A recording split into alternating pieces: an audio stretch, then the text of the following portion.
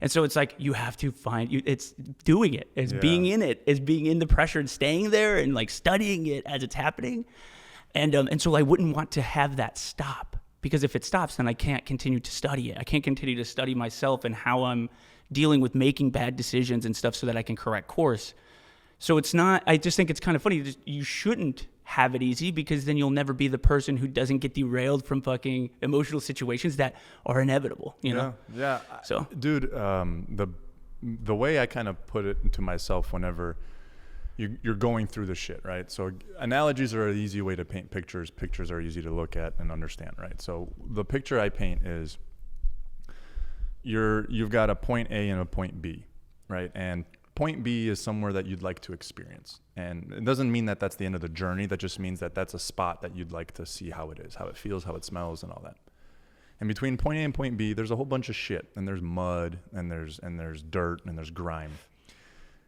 What you're just talking about, how do you stay emotionally stable during unstable events, is the same way as if you're walking through that mud and you know what's happening at point B, right? You've got this cool Tuscan balcony view that you can't wait to see, but you're walking through this mud and you're covered in mud. And instead of continuing to walk through the mud, you stop and you start trying to like get the mud off, and you start washing your face with mud, because the only thing around you is mud, and you just get yourself dirtier, and then you're just getting yourself, you're not getting any closer to the point, right? You're standing still and you're doing all this work and you're just rubbing mud all over yourself.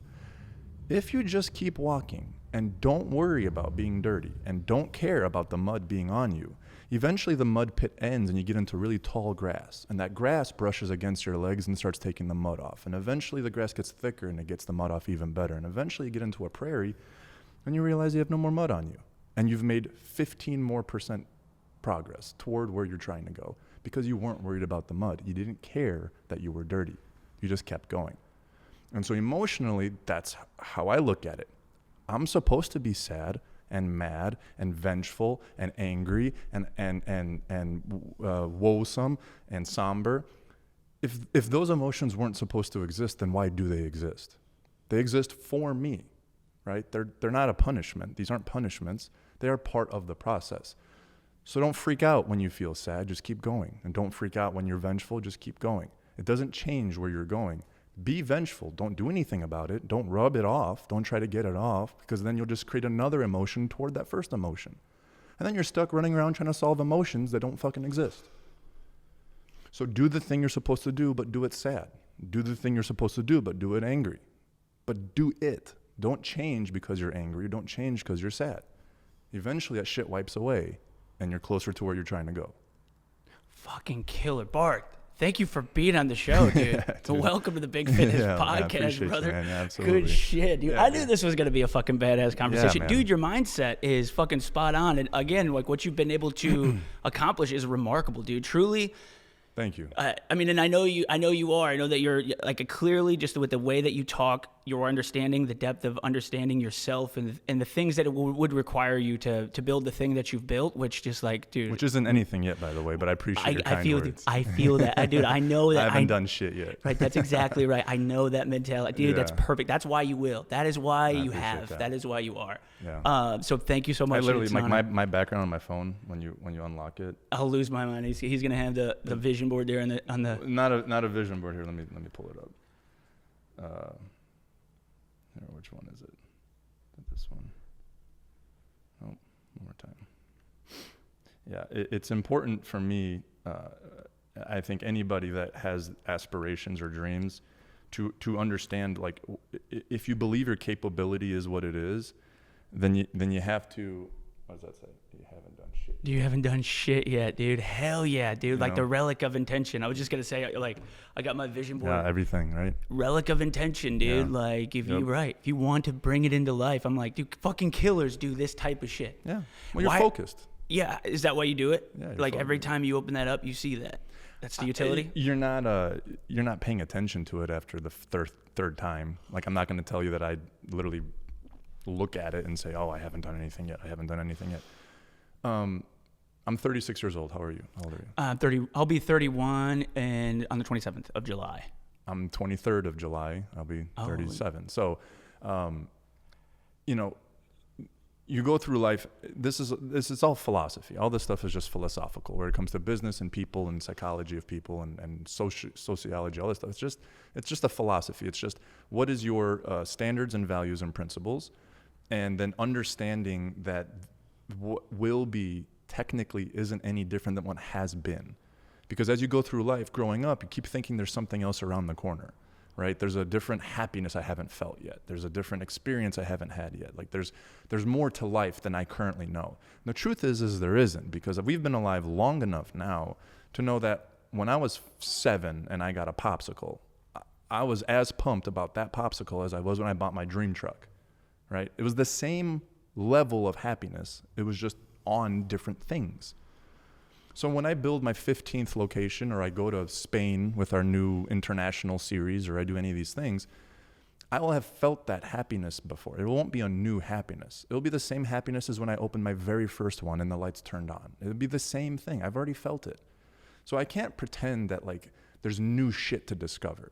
But what I can understand is because of that, then I already have all the things I need to know. I just need to keep doing them. And then I'll be able to keep experiencing new shit. But it's the same things that got me the old shit. 100%. How did you, and just so, because I didn't say this, how do you pronounce that last name? Pietrzak. Pietrzak. So it's Bart, is it Pietrzak? Pietrzak. Yeah. Okay, awesome. Don't What worry is that? about What it. is that? It's Polish. Polish, got you. Yeah, okay. yeah. Awesome. You, and for those of you who are dropping in, listening to the podcast, you own Project Power Gym out in O'Fallon, Missouri. Yeah, dude, and it's a pretty awesome gym, dude. That's badass. That's what we're talking about right now. And you've been able to do that. I don't know how you've been able to do that. I want to talk about that for sure. Okay, yeah. Because like I can imagine what it took to make that happen. I've been trying to make this particular type of thing happen. Like with building strong community, with like opening up a place for open access. I want to do 24 hours. It's kind of incredible. It's like you're doing what I want to do down here in the city, which is like, why am I trying to do that down in the city? I have faith for the future. I believe, dude, that there's potential down here. So I want to do it. Love that. And I think it's possible because I think it's like nothing like that exists downtown. But like your gym is so beautiful, dude. It's so good looking. It's like, damn, you know what you're doing. Yeah. And I know that takes an incredible amount of work and focus and all that stuff. And so I wanted to ask you about like how you did that, man. Like what was the process of putting that together? Yeah, that's a good question. Is it that process that brought you all of this wisdom, or is it the wisdom that got you into the process? Which one comes first? Yeah, I would say that the wisdom or the understanding has to come first. At least it did for me. I was very fortunate. I don't know if you're familiar with the company's Supplement Superstores or First Form. So I started when that company had like 4 people in it, and I stayed there for 10 years. And the owner of those companies, Andy Frisella, is a really good friend of mine. So I was able to watch a human being who encompasses these values, these morals, and all these principles, enact them, execute them, and then receive, rewards from doing so. So I've kind of seen what happens when you hold the line and you're a good person. And so I was fortunate enough to see that it's possible. Once you realize that it's possible, then the shackles kind of come off, because most of the fear that prevents you from pulling triggers is, if I do this, will it even work? Yeah. Right. And go, am I wasting my time? Am I throwing away money? Am I trying something that's not possible? Because if so, well, then tell me what is possible and I'll go try doing that. When you learn that it's all fucking possible, like there is no shackles. You start opening your eyes to like examples of, you asked me earlier about like behaving a certain way, or is it difficult to like express yourself, all the way out and stuff like that. And when you realize, you start opening your eyes, you can find examples of literally everything. You can find examples of people who have absolutely no idea what the fuck they're doing become successful. You have people who are over analytical, literally learn on spreadsheets all day long, they become successful, and everything in between. So like, there's this constant self-question of like, okay, who do I need to be and what do I need to be in order to make this work? And the answer is fucking anybody. Literally anybody can make anything work as long as they just put their hands on it and go to work. That makes sense? That makes total sense, 100%. That seems to be something that I find that to be 100% true. Like, that's what I agree with fully. And that's what kind of confuses me almost a little bit on how you can be successful being yourself, using like no one else as like, for your, like, to your point earlier, like standing on the shoulders of giants, you kind of saw that this was possible. Yeah, like Andy Frisella did this amazing thing. You watched it happen from the ground up. Well, I was part of it. Oh, so you actually worked inside of it. 10 years, I was number 3 in the company. Oh, really? Oh, really? Yeah, so yeah. you know, like Mark Joe. Yeah. Yeah. He's a few blocks down here. Yeah, from Oman, yeah. 100%. Yeah, Dude, yeah, good shit. Of course. It's like everybody that comes from that group. That culture. It's like wild. And the way that so that doesn't surprise me at all that you understand this thing on how to build it. But you're doing it in your way. I wouldn't even say, I didn't even know that. Right. Do you know what I mean? That's the point, because I'm not copying. Yeah. Right? Because that's the other side of this, is because like we're in a society and you should be able to take examples of what's possible and then become so self-aware with what it is that you actually believe, and not take their, how do you say this? You take their concepts, or I don't know. It's just essentially like the permission to be successful, right? Here's a guy who I've seen the good, the bad, the ugly, right? I've seen tyrants. I've seen him go crazy. I've seen him throw fucking things through windows. Like I've seen him go nuts, though, right? Well, when you think of leadership, you think of like cool, concise, and like I need to make answers. I need to be like, I've seen that not be the case and still build billions of dollars. You know what I'm saying? Do you think that's real? Like those people, do you think that the executives, that seems to be like kind of also something that kind of demands respect? Somebody who walks into the room at a high place, they're not rushing around. You know, they seem cool, collected, heart rate's pretty much at resting. You give them something, they're just like, you think it's like the end of the world, doesn't even fucking faze them. It is a massive problem. What the hell is that? Do you think that's real? Is that an act? No. So that they keep everybody, and then when they're by themselves, they like, and they freak out? Or what do you think? Well, look at your. I was thinking that the other day. Look at your own life, dude. There's things now that don't faze you that used to fucking freak you out. Right. Right. I mean, the first time you ever drove downtown, were you as peaceful as you are right now when you drive downtown? Yeah, dude. I'm living down here. I'm like, downtown is like nothing. I actually think that it's fine. But maybe the first day, maybe the first one, yeah. Maybe the first time I was like, what the? First time you talked to a girl. Right. First time. You know what I'm saying? First time for anything. Fucking first time you walk up to the pool and it's like 3 foot deep. Yeah. Right. Okay. So like that's all we're doing is just perpetuating that same thing. Yeah. The only reason the executive or leader or whoever seems like they're calm is because this isn't their first time hitting this problem. Yeah.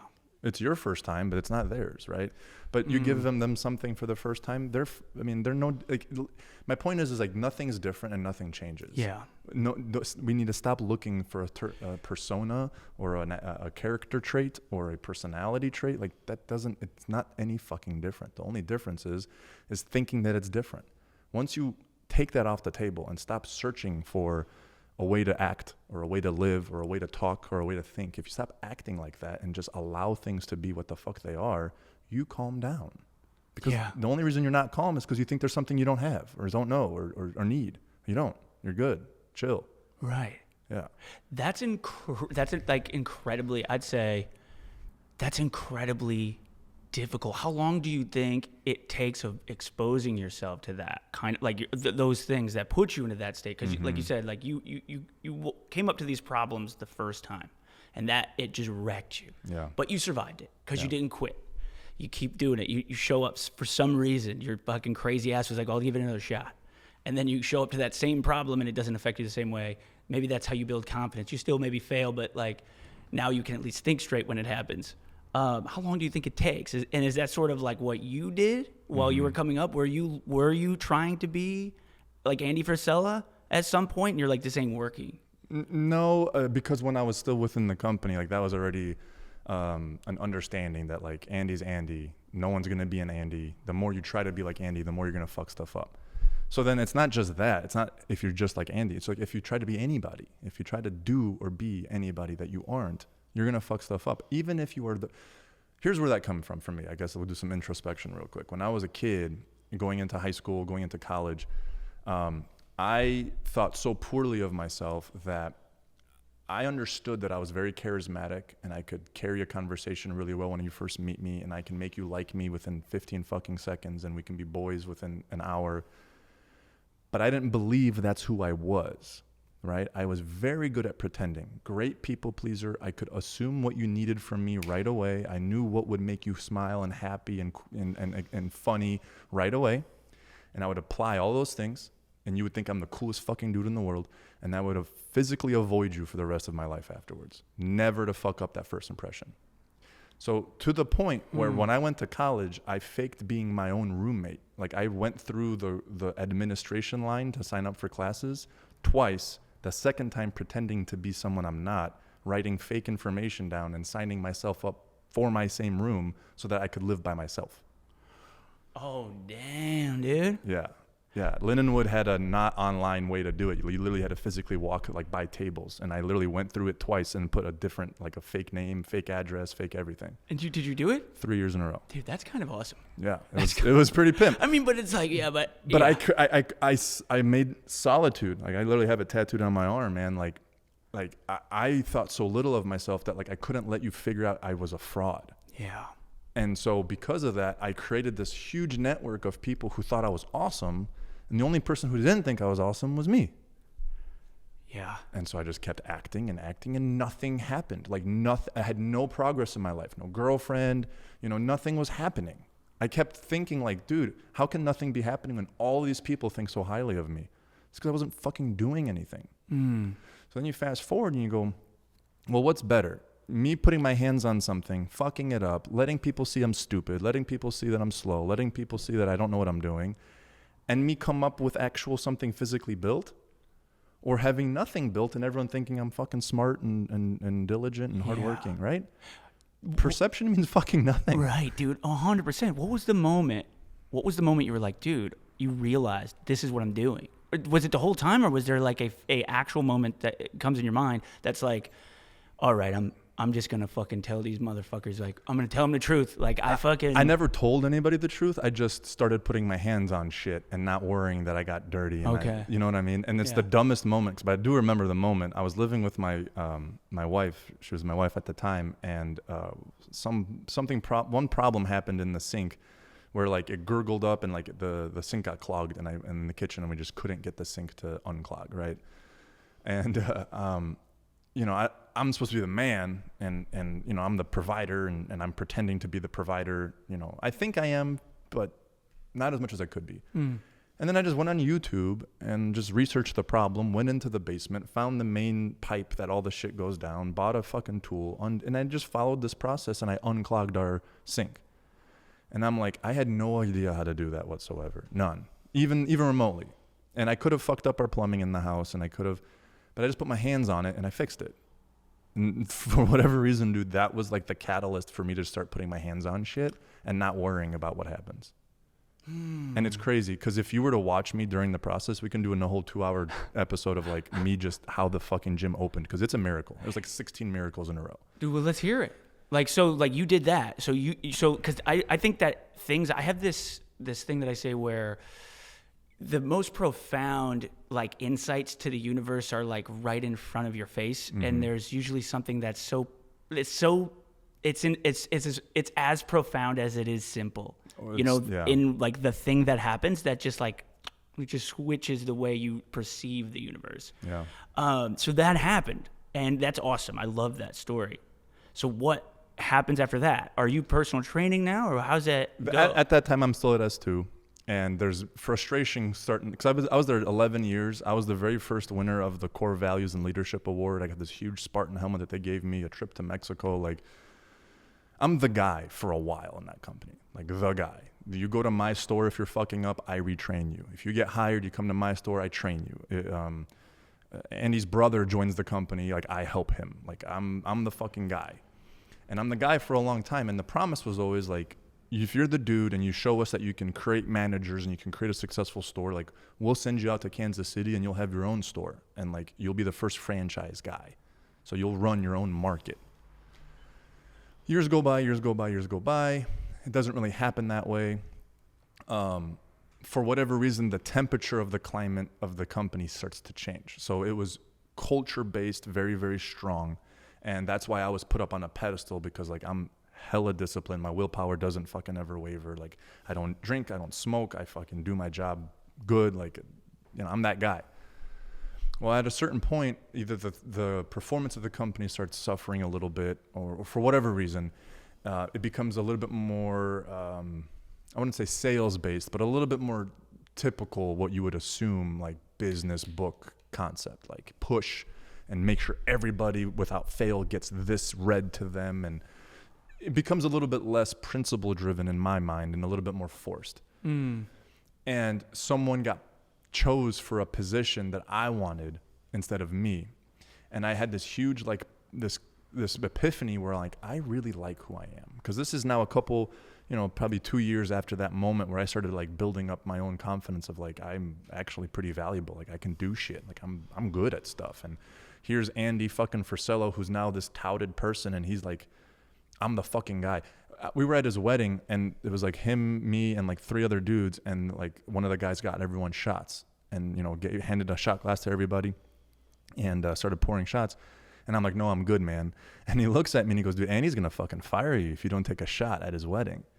And Andy looks at him and he's gonna go. And Andy turns to him and goes, he's gonna get fucking promoted because he sticks to his shit. I was just gonna say, like, that if you actually know, like, if somebody doesn't take a shot at the wedding because they like are staying true to their principle, 100%. Right.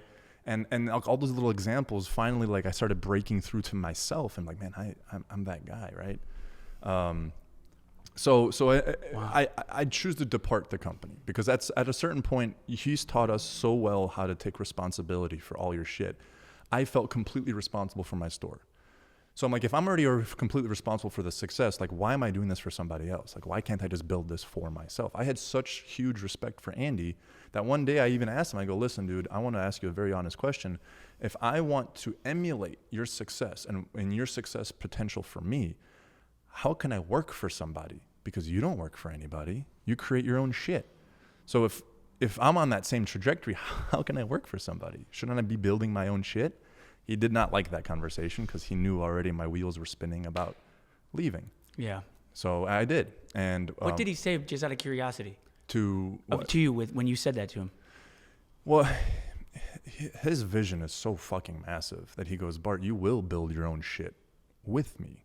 Right. So although I'll be the fucking owner, but like there's going to be parts of this that are completely self-sustaining. Like I'll send you to, you know what I mean? Like you'll do what you want to do just here and you'll run it and you'll be the CEO and today that's how it is. Like Sal, his brother, he's the CEO of First Form, right? Like he runs his own shit. So who knows if I hadn't stayed, maybe I would have had my own shit, but it wouldn't have, I'm too much of a creative and like expressive human with my beliefs that I needed that freedom.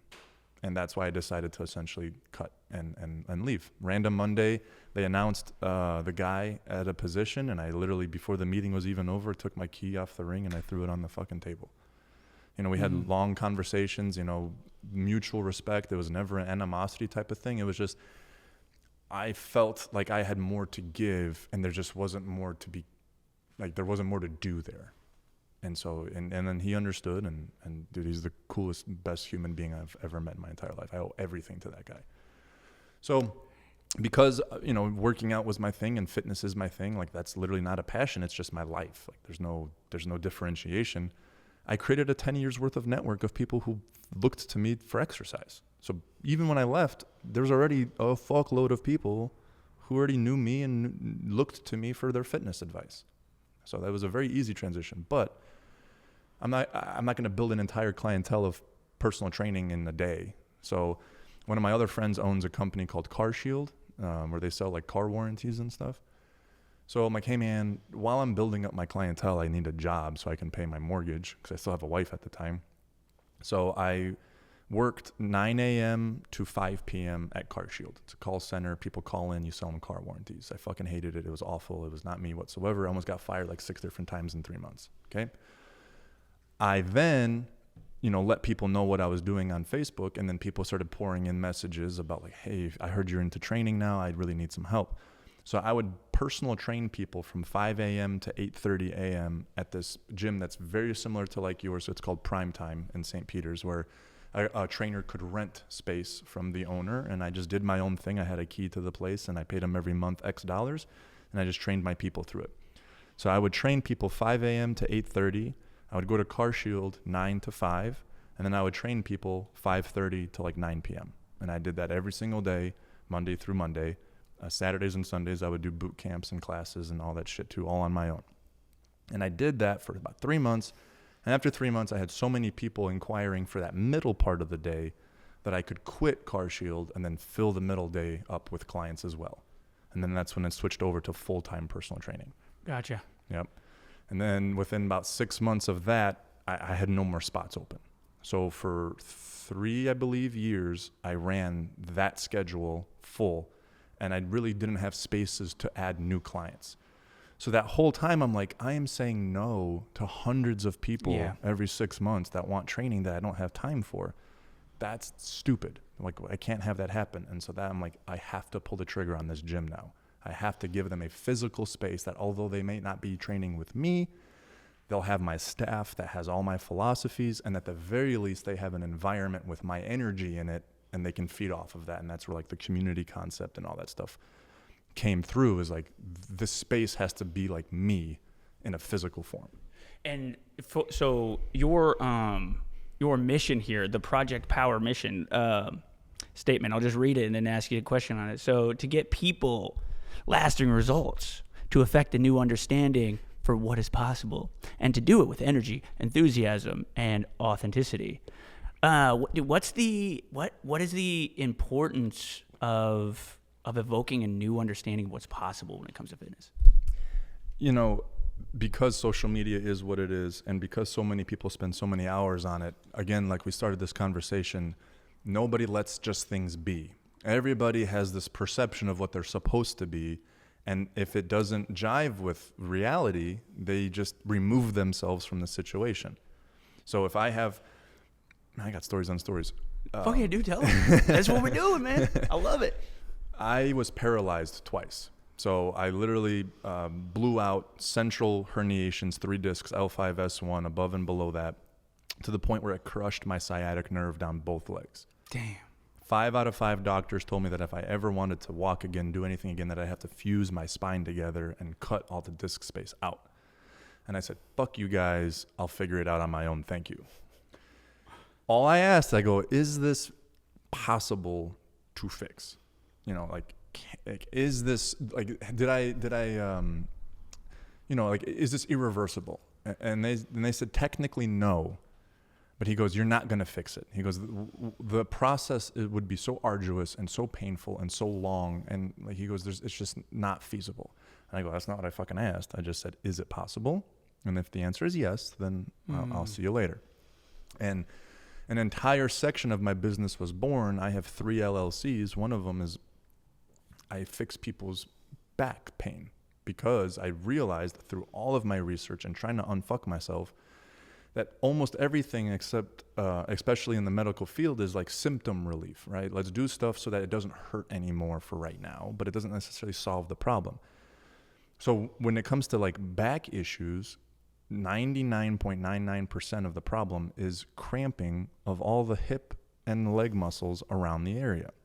Your spine in of itself isn't what's causing you pain. It's when your spine tries to move, your brain says don't, and then it cramps your glute and your piriformis and your hamstring and your hip flexor. It cramps all those things to a point where you go, oh, it hurts so bad. Well, don't you control your muscles? Aren't you in control of your muscles? All right, so all that we're doing is we're having a pain response because we're not in control of our muscles. So I developed an entire stretching mobility protocol where I lay you on a table and I put you through movements that reprograms your brain to say, hey, 47-degree flexion is not dangerous, and it turns the response off.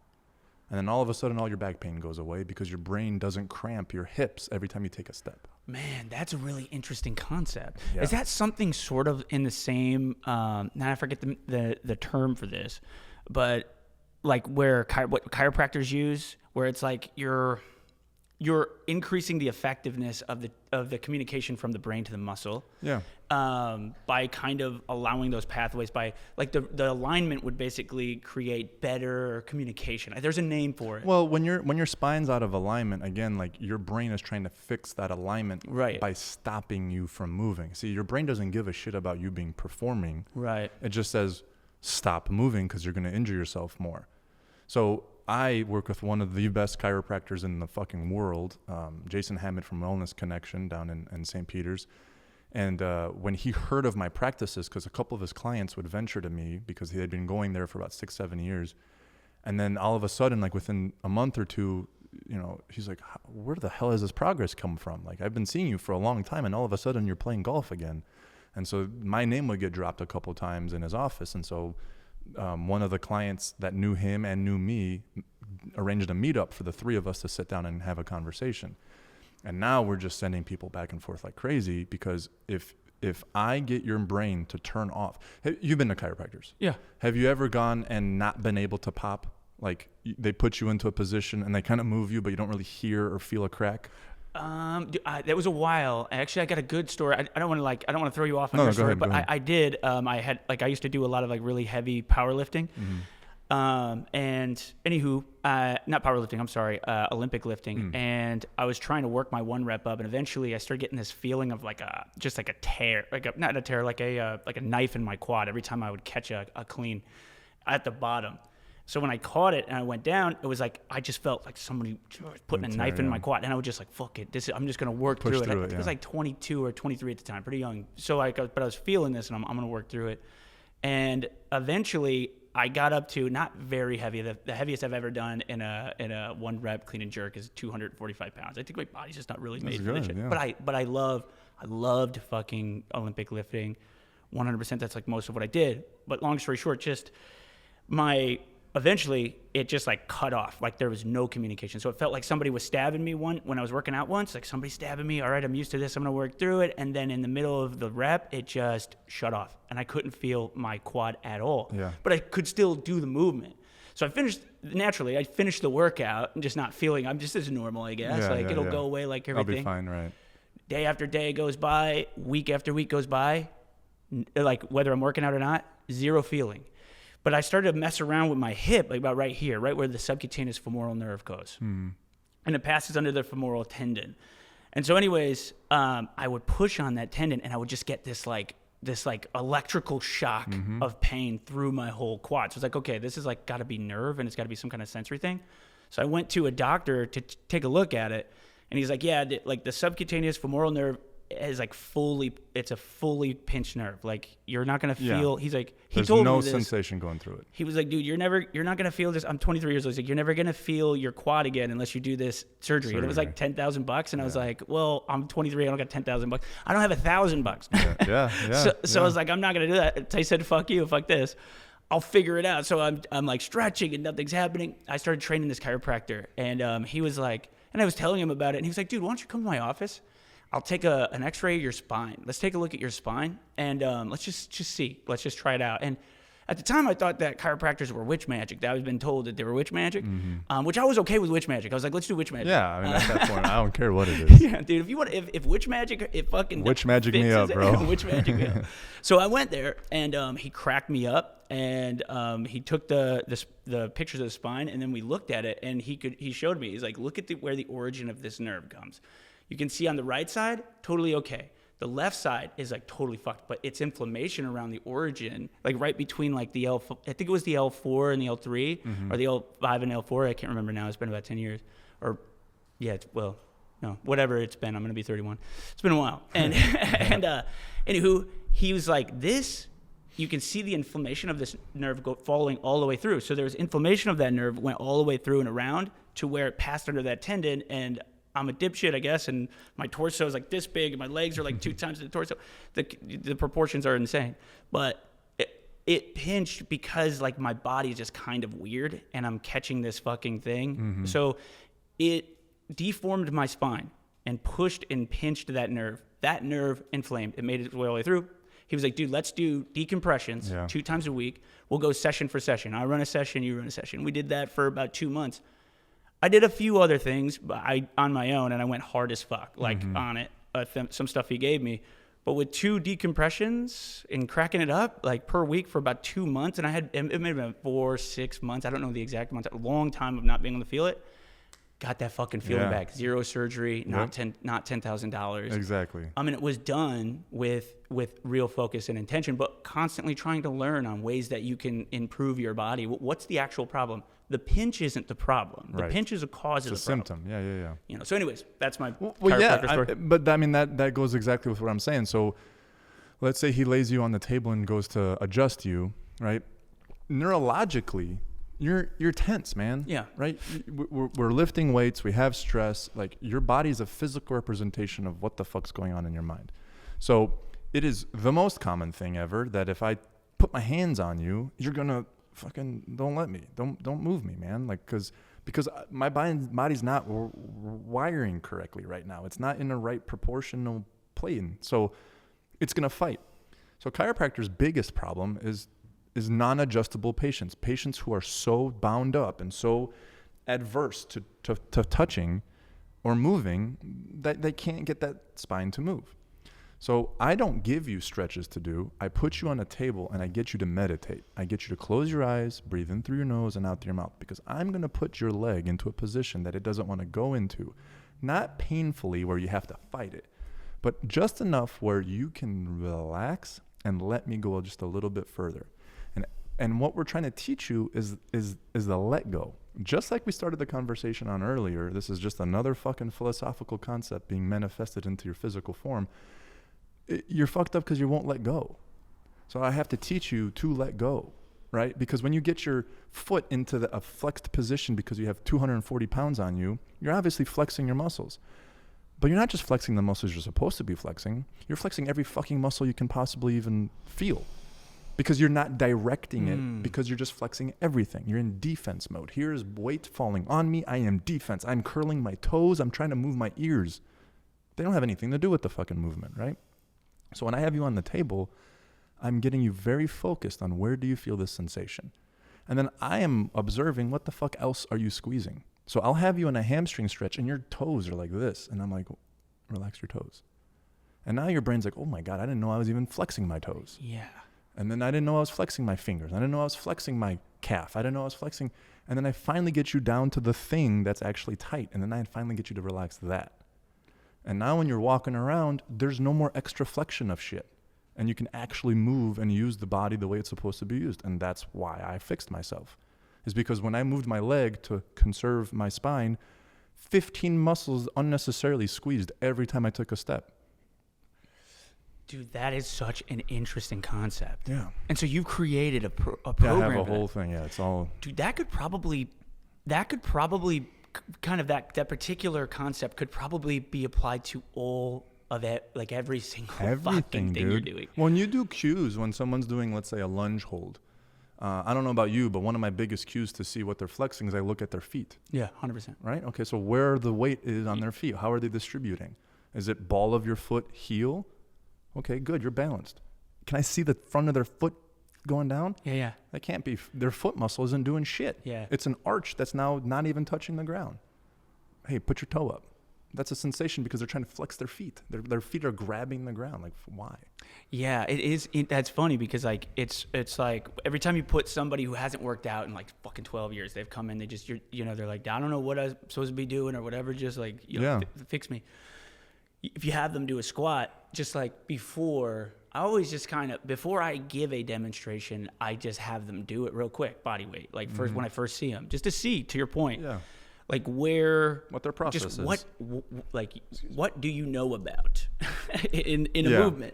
And to your point, like almost, I don't know what it would be. This would just be a ballpark, but I'd say probably 8 of 10 people when they go into a squat, they're on their toes, their heels are straight up, and they just try to keep their chest up and stay upright, like because their quads are the only thing that works in their legs. Their butt and their hamstrings don't do shit, right? So why would I ever hip hinge if that muscle is way weaker than my quads?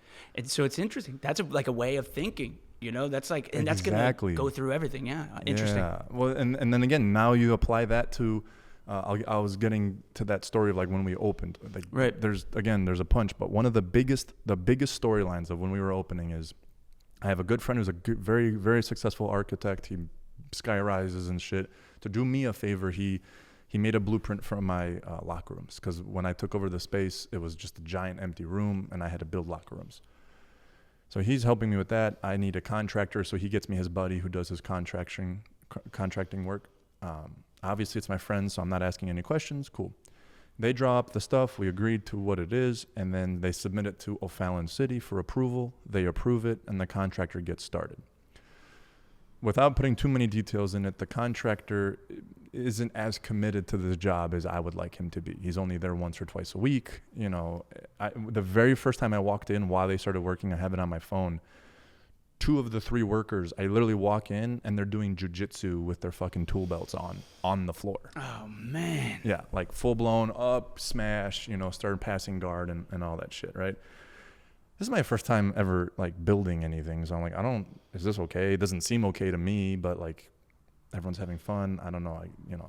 I don't know what line to hold. Well, regardless, obviously I'm not happy with the progress. I negotiated 6 months of free rent to be able to do the build out. I mean, we're on month 4 and they just now put the frame up for all the lockers. So I mean, in 2 months we're supposed to have it done. There's no way. So anyway, month 4 comes and we have the framing. There's a electrical ran and plumbing ran. And the studs are all up and they're wooden studs, which I found weird because typically in commercial buildings it's metal studs, but they approved the plans and everything and we're good to go. Contractor gets the inspector from O'Fallon to come. He says, does everything look good? He checks it off. He goes, yep, everything's great. So then the contractor goes, okay, so I'll start drywalling tomorrow. And O'Fallon goes, oh, no, I'm sorry, you can't do that. You need Cotterville Fire District to come and sign off on this too. And the contractor goes, we're not in Cotterville, so why would I have Cotterville Fire? He goes, well, if you call 911, Cotterville's coming to put out the fire, so you have to get their approval. Okay, fine, whatever. Sends the emails, the Cotterville Fire District, the blueprints that O'Fallon already approved. And we get an email back saying, oh, I'm sorry, they got denied. Why are they denied? Well, you see here you have wooden studs, and this is a commercial building, and you need metal studs. Okay? So the contractor's already spent $98,000 and 4 months worth of work to get to that point. And the Cotterville just says it's denied, which means you have to tear it all out and restart. Like, sorry, that's it. Contractor goes, sir, I mean, we have it approved by O'Fallon. Like, I don't understand. He goes, you should have gotten approved by us before you put anything up. We would have told you right away that you can't have wood studs. So we're like, oh my God. So then the architect reaches out to because this is all the fire marshal, like the head chief guy. And the architect's like, sir, listen, I've been building buildings for a really long time. You're correct. We didn't know because we got approved. You know, we thought whatever reason. And he starts giving him like, do you mind if we keep them, but we'll do this and we'll add more fire extinguishers and we'll do this and we'll do this and we'll do this. And dude, he got email after email after email saying, no, no, no, no. My director of operations, Natalie, she's a godsend. She sends a letter. She calls. Nope, sorry. You're just going to have to, tear it out and restart. And then finally I get involved. And I mean, I'm talking, this is like a 6-week process at this point. Yeah. Already 6 weeks to wait for replies and then reply back. I write a letter and, same thing, sir. I'm trying to be cordial. I'm saying, sir, like this is really a problem. And he goes, listen, I'll do you a favor and I'll talk to the city of O'Fallon to see if they'll let you open without locker rooms and bathrooms so that at least you can open and hopefully you earn money to build one day. And I go, respectfully, sir, I can't open a gym without bathrooms. Okay, I don't know if you're being serious right now, but that's a crock of shit. That's ridiculous. So then I'm like, the contractor's not going to eat $100,000. Like, it's not his fault. He should have known that, but damn, he got approved.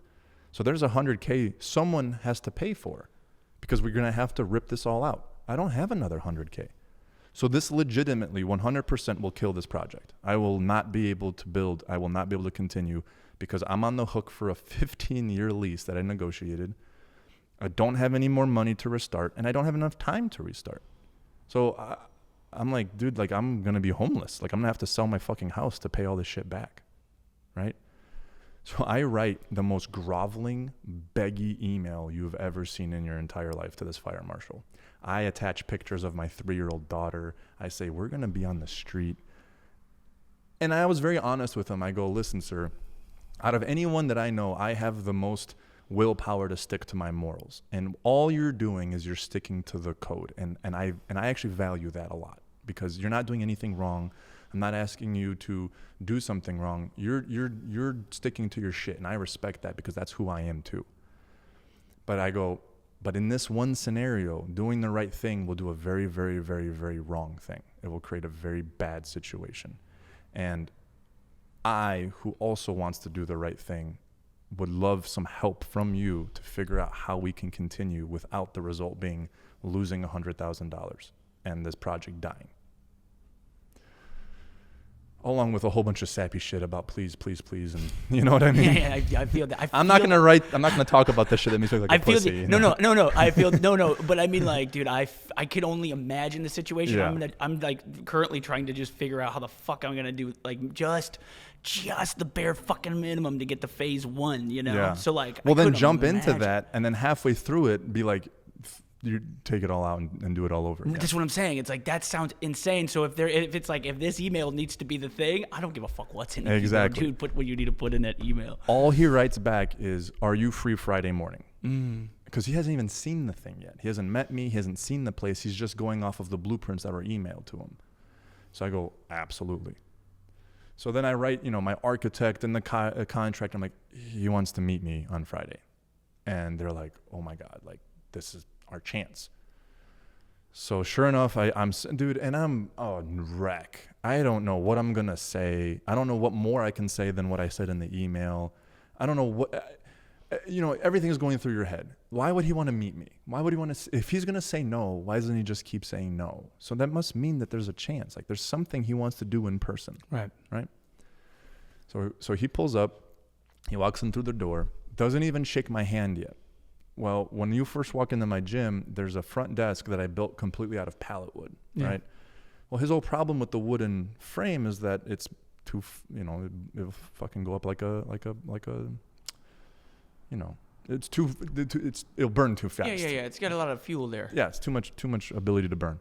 So he walks in without even saying hi to me. He goes, "Oh yeah, you see this?" And he points at the front desk. He goes, "You can't have this." God, I fucking know this. I know this. This is so much. This is too much wood, sir. And I go, okay. I've studied the permit book, and it said that anything under 6 feet doesn't have any structural integrity in order to have any sort of material, yes or no, burning style. So technically, it says since it's under 6 feet, it could be made out of fucking timber. But I can't say that because the more right that I am, the more he's gonna want to fucking. Yeah, you can't win I feel you. All right, so he's doing that. I go, oh, okay, sir, I apologize, and he walks over, and then behind the front desk is my frame out, and he sits there, and he goes, yeah, look at all this wood. This will go up like a spark, and he goes, and you don't even have sprinklers in here. And I go, oh, actually, sir, I have sprinklers every 3 feet. If you just look up into the ceiling, there's a sprinkler head every 3 feet. And he goes, I don't see any. And I'm like, what the it's right there. I'm like, I'm not hiding it. Like, just look up. And, he looks up and he takes out his flashlight and he shines in between 2 sprinkler heads. He goes, I don't see any up here. You can't have any of this up here because there's no sprinklers in this building. And I take his wrist and I point to like 7 of them in a row. And he goes, oh, okay, yeah, I see them now. I go, oh my God, this dude just wants to say no to my face. Yeah. That's why he's here.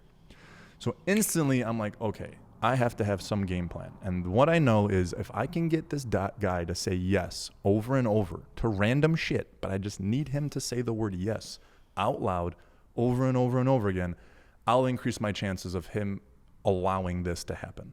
But the route we're going right now is not the way to fucking go. Right. That's really smart, dude. That's so smart. Yeah, 100%. Just get him to say yes. Get him to like me and say yes. Yeah. That's it. So I start asking him every fucking question I already know the answer to. I already know how many fire extinguishers we need. I already know where spacing needs to be, exit signs. I know all these things. So I just start asking him if what I know is right. So I'm like, well, by the way, sir, while you're looking at that, every 75 feet we need fire extinguishers. Is that correct? He goes, yes, you need 75. I'll go, okay, can you walk with me and see if we have that? And so I show him I show him the fire extinguishers, the exit signs. I show him the sprinklers that I moved up in another part of the gym that used to be down. And I go, oh, and over here, sir, the sprinklers were like lower, so they need to be up by the ceiling, right? If there's no drop ceiling. He goes, yes, they need to be. For like 20 minutes, I just get him to start saying yes to just the most random shit. And then we kind of hit it off, and he like the vibe kind of starts being not so like edgy and shit, you know, and he sees my tattoos and he shows me his new tattoo. I'm like, oh, it's so awesome. And finally we walk our way back over to the fucking studs, and he puts his hands on his hips and he looks around and he chuckles. He goes, tell you what, if you paint these studs with fire retardant paint, I'll let you keep them. And I go, thank you, sir. And I fucking pushed him out the door. Yeah, dude. Fuck yeah. I screamed at the top of my lungs, bro. When he walked out and got into his truck, the fucking weight of the world just came off my body. Dude, that is wild. Dude, that is so wild, man. Like, Yeah. It's in also super smart move. Like, dude, that comes back down to the understanding of the mind. Just being like, man, that's such an intuitively smart thing to be like, dude, we need to stop talking about all the things that are bad. That's right. You know? No more bad stuff. It's just good stuff. It's a lose-lose. If you prove them wrong, it's a loss. Right. If you prove them right, it's a loss. That's right. So, dude, what a great move. It's like it speaks volumes to your understanding of like the psychology, just of what. But it's not psychology. I understand. It's myself. But yeah. I put myself as him because, again, I respect the fact that this dude. Because if you come into my gym without shoes, I'm not letting you work out. If you come into my gym without fucking putting your plates away, I'm not letting you work out. Right. I'm him in the gym world. Yeah. So how can I hate this guy? 100%. How can I be mad at him? How can I just because it personally affects me doesn't make it wrong. Yeah, you'd hire that guy. I fucking love that guy. I would hire that guy. It's just right now it's 100%. fucking me up. Right. But I'm taking myself out of the equation. He's just a good fucking dude. And so he felt love, not hate from me. Yeah. You see what I'm saying? So love is like kind of what got you The energy, man. the energy you needed to get to the next level. So you were able to then get through that. Yeah. What's the next step now? So he approves that, and then obviously they keep going. Well, the contractors, again, dude, they're 1 day a week, 2 days a week max. Some weeks they don't even come. One night I went in there to work on because I worked a lot on myself, like with my hands. Like I installed the lights and I tore out the carpet and like I did a fuckload by myself. One night I'm walking in there and he's working on building cabinetry for like another job. Like not even on my job. He's using my space to build cabinets for another job. How did you deal with this? Same idea? Yeah, listen, I don't have enough wherewithal at that point or money. Yeah. Like I'm stuck. Like, dude, he bid me. This is how it all. This is why it's a miracle and why I'm never gonna have real competition, is because I found out that he's a residential contractor. He's not a commercial guy. He had no idea what he was doing, bidding out this job. So I got this job done probably 70% cheaper than it should have cost. Yeah. There is no way I could have afforded to do what had gotten done commercially. I see. You see what I'm saying? I totally see. Yeah. And that's what we meant earlier about like perception, right? Oh, I need commercial this and I need commercial that, and because that's what you need.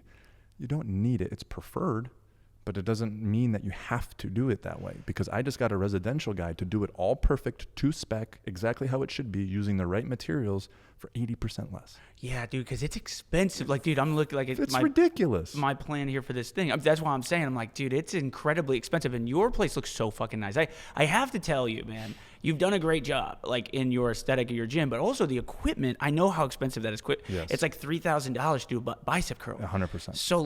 So that's the thing. When it was time to plan out like budgeting, that's what I did. I go, what's the one thing that has to be above all else is the equipment. Yeah. The equipment and what's funny is I got the opposite advice from everyone who sells equipment.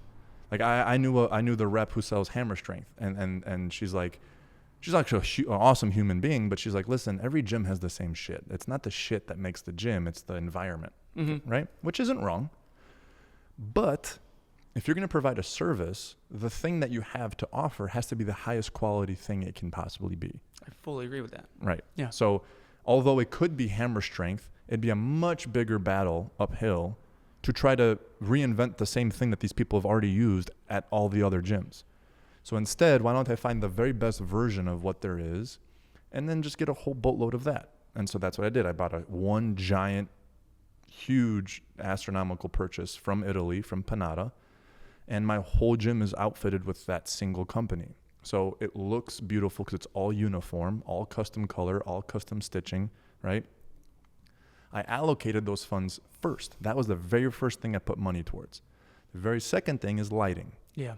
Because again, marketing. If you feel cool in a space, you're going to fucking feel cool in the space. People will forget what you say or do, but they'll never forget how you make them feel. Yeah. Right? So when you walk into the space and you feel fucking cool, you go, I found a cool space. That's it. It's as easy as that. Second, I want them taking as many pictures as possible. So if the background is cool, they're going to want to take more pictures, which goes on social media, which goes on marketing, which is free. I've spent $0 on marketing to date. None in 3 years. Yeah, that's funny. That's awesome. Yeah. That's incredible. That's incredible. Because I would say, like, that was a question I was going to ask you off air, because I don't want to be giving you all your business secrets. No. I won't say anything that I'm not comfortable sharing. Yeah, right. Which 100%. Yeah. But I was going to ask you, like, what you did, like, because it sounds like you put all your money into the product and the service. Like, I want to, and this is exactly 100%. This is like, right. You can ask Trey. I've been telling Trey, like, as we've been doing this, and I'm going to have a dedicated podcast studio in the new gym where it's going to have like a lookout into the gym. Love that. So that way, the background, we could be doing this podcast at any time, soundproof, and then there would be what's up. Not only that, bro, but look at it from a client perspective, how cool they are that they get to work out somewhere where like podcasts are filmed. Right. That's right. What I'm So saying. like if they go on Spotify, like, dude, I work out 3 feet away from that. Like, it's happening right there. There's an energy to that. And you gotta want to walk in that bitch and be like, dude, I gotta show people where I'm at. What the fuck is this place? I don't know if this is an arcade. Yeah. I don't know if this is like an old rollerblading rink. You know, those ones that just have like the fucking macaroni carpets or whatever. Like, I don't know what this is. I gotta show people. Anyways, long story short, I agree fully. But like, I was wondering how much money you have to put into, because you opened this thing up before, or you had a clientele and then you moved that clientele in, but that's still not enough for an open access gym of the scale you've done. No. So, I mean, I saved up a boatload of money for a long time. Okay. You know, so there was an initial investment on my part that basically took everything. Was it all on you, or did you go around and find people to jump in? No, it was all on me. And then I had one person that helped, which is why the advice I gave you off air was the advice I gave you off air. Where if someone isn't trying to invest in you, that's who they're investing in, and they want their money out because they're business, right? But they're not putting it into a bank that's soulless. They're putting it into you as a human because they believe and trust in your process. Yeah. Right. And again, when the tough part about taking investment money is you want to do right by that person because they're literally helping you buy your dream, right? But your dream is what it is and shouldn't be bastardized because you're so appreciative of what the person's done for you, right? Because your dream is to create an environment for people to impress their fitness and improve themselves and progress. And whatever your dream is specifically, it's not, I'm trying to make a money-making machine. The money comes when you give the society something that's of value and high service, and everything comes with it, right? So like you have to hold that line, and that's why it's hard to be a leader, is because you have to hold that line, literally no matter what. Like once you decide I'm holding this line, sink or fucking swim, good or bad, happy or sad, depressed or not, like you're stuck holding that line. And that's literally your core values, like Project Power core values. We were designed, just read it word for word. Project Power was designed to be a home base for high achievers. We value results, work ethic, respect above all else, which I love that. Yeah. And that like totally shows in everything that you're doing. I don't even like really know. Obviously this is the first time I've met you in person. Yeah. I'm loving everything you're saying, 100% agree. And I've just learned so much from you in the 1 hour we've been talking so far. Yeah. I'm serious because it's like, man, I mean, but it's clear to me with the way that you talk and how you talk that you very much live by that. Yeah. So that's awesome, dude. And so you attracted those people to build a community. Then after you got this thing going, how did that start to form? Because you started this in 2022? 21. And then 22 was our first door open. Okay, got you. Yeah. So then you open that up. You had to like, now you like, I mean, I can't imagine like what's the square footage of your gym? 12,000. 12,000. So yeah, that's like fucking a minimum of like fixed overhead of like $15,000 a month. Like, I negotiated my ass off, dude. It's not anything near that. You went, oh my God. I know. Okay, well, you're the man. Well, that's what you got to do. But see, that's my point. Yeah, totally. That's like the whole point of this whole thing is like, it should be this. It should be that. I don't care what it should be. Yeah. I care about what I need it to be. God damn it, yeah. You know what I mean? And every time that I'm teaching my staff that, like, hey, I need you to buy this for the gym. And they're like, well, it's this much. I'm like, well, then get it for this much. And they're like, well, we can't get it for that much. I go, did you try? Just ask. Just ask. And if they say no, then we won't get it. Man. You know what I'm saying? Dude, that just, again, that not permeates, but that transfers to everything. It's like, man, I need to be doing this to be fit. It's like, do you? Do you need to do this to be fit? You don't even try. Have you done that? Have you tried? That's interesting. Yeah, that's very much into like all this, like every if you apply that one principle to like every fucking thing. Well, I mean, I don't know if I texted the right number, but I got done early this morning and I texted you, hey, could we start this podcast early? Oh, dude. Yeah. I don't know. It's not a problem. Let me see. I probably texted the wrong person. I will feel bad. No, don't feel bad. My point is I asked just because I asked. Is this your number? I see. You see it? You, dude, yeah. See, there you go. Now, yeah. Oh my God, sorry, dude. No, not at all. But see, I asked. Man. I used to not ask. Yeah. Because of, well, what if it rubs him the wrong way? Well, what if he yeah. can't and he feels bad for saying no? What if this? What if? It's not personal. Yeah. I wouldn't have. I'm just asking the fucking question. Yeah, I wouldn't. I don't know what I would have. I don't know what I would have said. It just depends. I might have texted Trey and been like, "Dude, can you come in early?" I probably would have tried to accommodate. I usually try my best to accommodate. But I feel what you're saying. But that disconnect is what needs to happen, Yeah. right? If you ask a company who sells something to sell it to you for less, you're not telling them you hate the company or that they're not worth what you're doing. You just know what you can spend, and so if they can do it for that much, awesome. And if they can't, no hard feelings. You know? Right, 100%. Just like the fire marshal guy. I'm sure I was a pain in his fucking ass, but that's what I needed to happen. It's like, dude, it's like, if you ever read the book, The 4 Agreements by Don Miguel Ruiz? No. It's a really powerful book. It's really easy to read, but it's a very powerful book. And it's like, I don't know, if you did it on Audible, it'd take you maybe 4 hours to listen through. It's a couple runs, you know? Mm-hmm. But definitely a powerful book. And anywho, one of the agreements is basically to assume nothing, because your assumptions fuck you up. 100% couldn't agree more. The whole idea for personal freedom is if you want to be, there's 4 things. The 4 agreements. It's basically the 4 agreements is the guide to personal freedom. It's basically what Don Miguel Ruiz is writing about, and it's like this ancient Toltec civilization that was made up of like philosophers and artists, and they got together, they put together, like this society, and they're trying to figure out like what is the way of living, like what is this thing that we're doing, and they all get together and do that. And so it's this Toltec, old Toltec civilization, like philosophy, basically. Love that. And so he's teaching that. He's like a descendant of that, I guess. So he writes this stuff. So the 4 agreements, and one of them is assume nothing, because your assumptions are these crazy stories. They're like insane, crazy stories. And what's good is to, when you start doing that, creating these assumptions, like right now, I'm drafting an idea of like who you are, and I met you for an hour. Correct.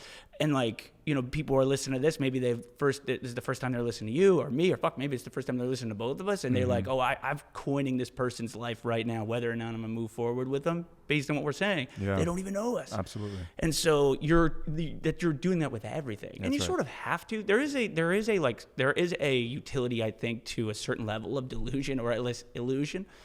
But you have to be aware of that happening. And so if you're assuming, again, if you're assuming things and you don't have a framework for how to process the thinking around that, the think big, live better is literally part of that. Like, then your assumptions could be fucking you up pretty bad, and probably are. There's a lot of philosophers, one of which Alan Watts is one of my favorite philosophers of all time. He says, think about how many definitions of you exist. And the answer is every single human who's ever met you has a different one. They may be similar, but they're all different. So which one is real? Well, it's how you feel about yourself. So there's this constant question about, is this the right thing to do? Well, what the question is the assumption that there is a right thing to do. There isn't. Right and wrong is literally this philosophical argument that doesn't exist.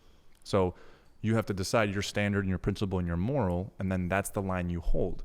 So if I know I'm not a piece of shit, I can't be afraid that my questions may be piece of shit questions because I'm not a piece of shit. Therefore, I won't make piece of shit questions. Does that make sense? 100% makes sense. Right? So I'm not in fear of asking you questions. I'm not in fear that you'll think I'm a piece of shit because I have belief that I'm not a piece of shit. Therefore, anything I say shouldn't be piece of shit words. Oh, interesting. Yeah. It's like you're not, it's like that could be really hindering somebody because like instead of just, because you have the right to ask. Yes. And you have the right to answer. That's right. Or not. Or not. But it doesn't change me as a person if you do or you don't. Yeah.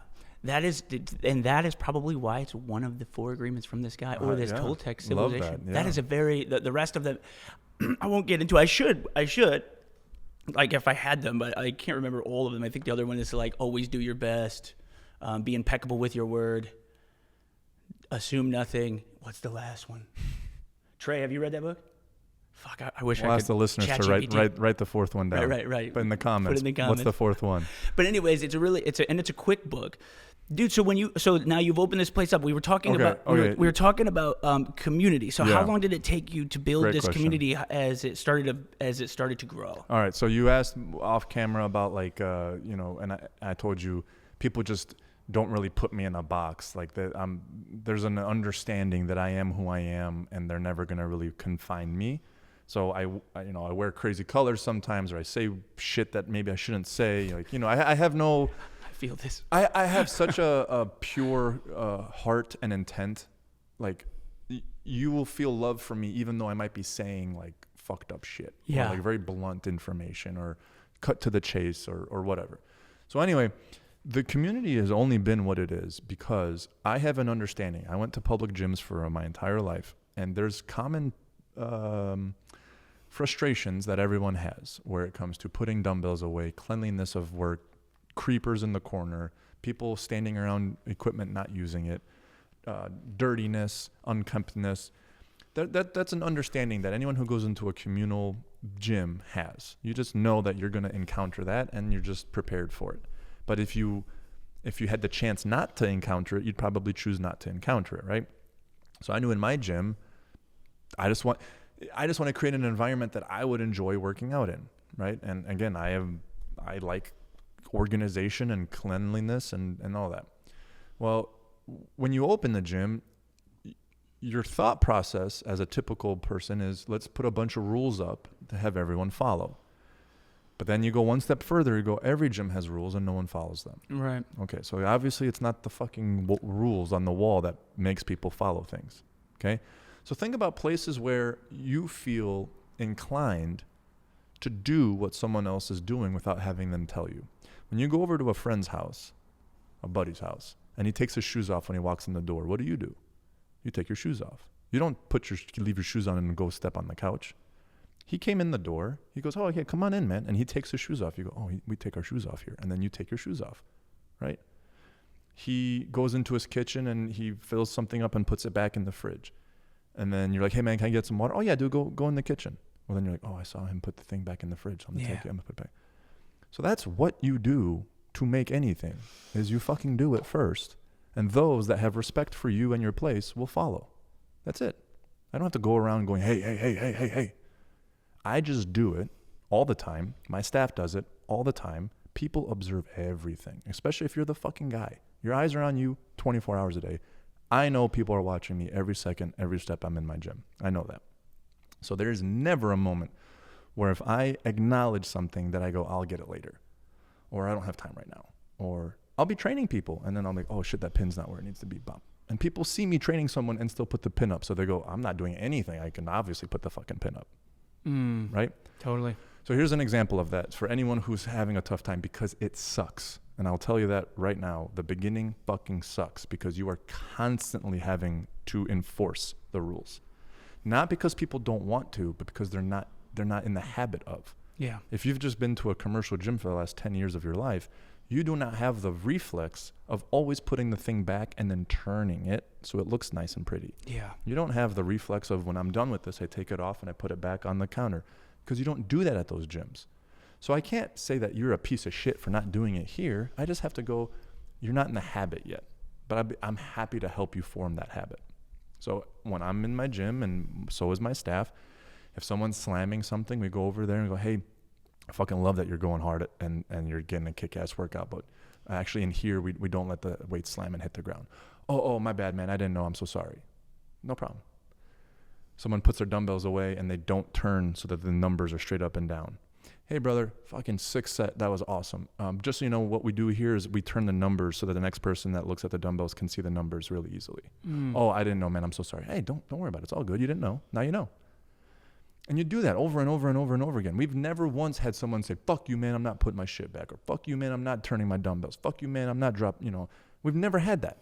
But you assume as a worker who has to go now talk to a stranger and tell them what to do, that it's going to be a big deal, that it's going to be animosity, that it's going to be tension.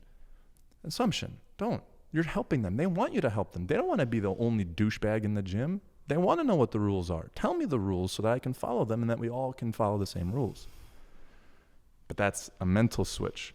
Everyone in the leadership position thinks they're roughing your day up by telling you what to do or how to follow the rules.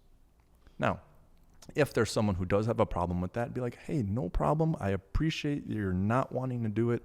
I can respect the fact that you want to lift how you want to lift. That just isn't going to happen here. Yeah. So I'll be happy to refund you your membership and, maybe you can go somewhere else. Dude, it's just so clear, man. It's so easy, clear. Right? It's as simple, I guess, as it is difficult, I suppose, because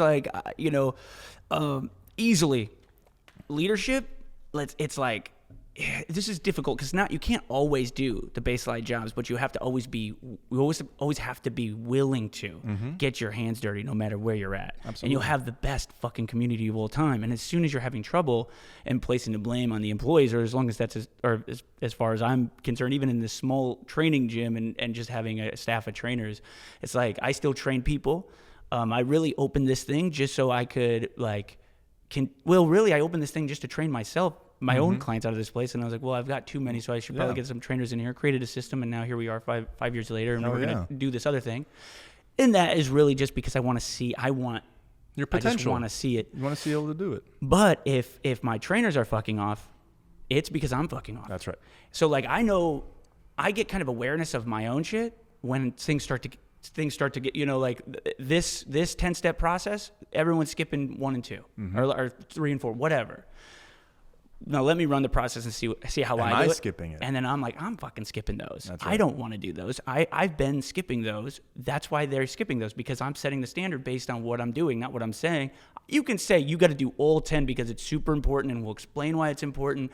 And I'll have 8 levels of oversight, and we'll ream you, we'll give you all these, or we'll give you a reward for doing it. But or you could just do it. You have to do it. You could just fucking do it. Do it to the point where they don't question if you would. Right? Because now, I have 22 employees now, and I'm not constantly doing all of the jobs because it's physically impossible. But every single employee has seen me do all the jobs without making it a point to be seen. Yeah. So, for example, if I'm in the toilet and the fucking base of the toilet is dirty, I'm on my hands and knees and I'm cleaning it. I'm not telling anybody I'm cleaning it. I'm just cleaning it. And then here comes a fucking staff member around the corner seeing me on my hands and knees cleaning.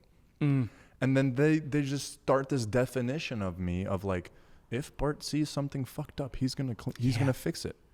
Or if I'm not doing anything and he finds something that's fucked up, he's gonna go, hey man, there's something fucked up over there.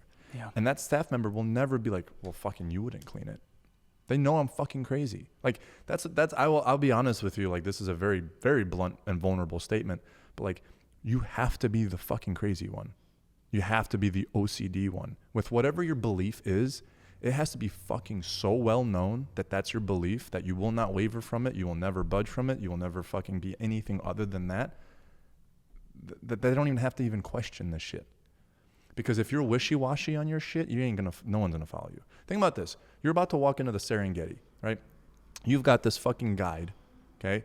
And this guide is telling you this is one of the most dangerous parts of the Serengeti ever, okay?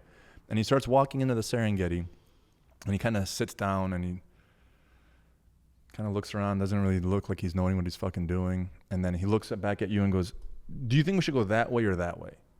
And you're like, what? I don't know, dude. I've never been in the fucking Serengeti. Aren't you the guide?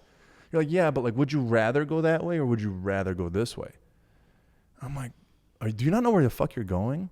He goes, well, I've been here a couple times, but not really. But I just really want to make sure you're having a good time. Like, do you want to go left? I'm like, dude, just get me through the fucking Serengeti without dying. That's all I care about. I do not give a fuck if we go left or right or straight, whatever. That leader needs to, maybe he doesn't know the right way, but he needs to fucking go, and he needs to have his principles of along the way to imply those principles every time, and those people will follow him to the day they die, because they don't want to die outside the fucking path. Yeah, that's a really good point. You know what I'm saying? Have you ever had a situation where you felt that was challenged? Like you were challenged to like maintain the integrity on your principle? Oh yeah, dude, all the time. I mean, anytime you hold the line, you're always challenging your principle, because your principle is always going to be higher than anyone around you. Right. So that's the difficulty of it, which is where that frustration from leadership can come from. Because no one's going to pay as much attention as you, and no one's going to care as much as you. And if they do, not only are they your people, you need to start building shit around those people. Yeah, straight up. That's how you know. That's the filter, right? But again, you for example, I went to the one morning 5 a.m. class on a Saturday. I walk over to my deadlifting platforms, and there's fucking chalk everywhere. All over the fucking floor, all over the turf, on the bar. And I'm like, dude, this is not like oops, I used too much chalk. This is like we're doing whatever the hell we want, and we're not cleaning up because we don't give a shit, right? So I'm like, okay, well, time to make a point. So I get on Instagram Live, and I'm like, okay, this is what happens if you make a mess at the gym. And I walked over to the closet. I got the vacuum, and I start showing him how to vacuum, right? I'm like literally doing the whole thing. I'm like, well, this is... If you keep asking me what you're allowed to do here, the answer is anything I didn't know you fucking did, because you cleaned up after yourself, and I didn't know that you fucking did it. Oh, I love that. Right? Yeah. But then during that, I look, and every plate has handprints on it. So like I'm already at a level like 7 out of 10, like irritated. And then I see all of the plates have handprints. I'm like, okay, this needs to be a point made. So I end the thing. I look on the cameras, and I find out who it is. It's these two 18-year-old kids. They're just LeBron James fucking powder into the air, thinking they're the coolest guys ever, and then they just leave. So I didn't try cleaning up at all. And here's where you start questioning yourself, because I'm holding the standard, and the standard is this is not okay. No one else needs to be able to do this ever again. But like, you don't want to be a dick. You don't want to be authoritative to the point where people think you're like on a power trip, right? I don't want people to think that I'm over here just pounding my chest because I want to be the big, important leader, owner guy. But I decided to go, listen, did they do something wrong? Yes. Do I want anyone else to do this? No. So I have to make a point. And so I look them up, I look up their names, and then on our Instagram page, I literally say, I've looked up who you are. I have suspended your memberships until you come physically talk to me and tell me why you believe in low standards. And I thought I was going to get a huge backlash from the community. But I got hundreds of DMs of people saying, thank you so much. Thank you for keeping the line. Thank you for holding the standard. Thank you for keeping this place clean. Thank you for giving a shit. And I thought I was about to go the opposite way. And instead, the community just went, yes. And those two kids quit. And then I found out that they were sneaking people in every single day. Right? So how ironic that I was feeling bad about holding someone who was hurting me accountable. Yeah. And instead, all the people that loved me were going to suffer because I wanted not to embarrass these two people. Did you almost not do it for that reason? Absolutely. So you thought, man, fuck. Because what time was that? Was that early on when you just started? Yeah, you need to sell memberships. Absolutely. Exactly. Yeah. Exactly. I need to sell memberships. I need people to want to come here. I don't want to scare the community to be like, oh my God, he's going to fucking call me out next. Right. Right? But that's what you think. You think like, if you're mean to people, but I'm not being mean. They knew the rules. It's not good to leave a fucking mess. I'm not making shit up. I'm not being nitnacky. You know what I mean? I'm not ticky-tacky, nitpicky. Yeah.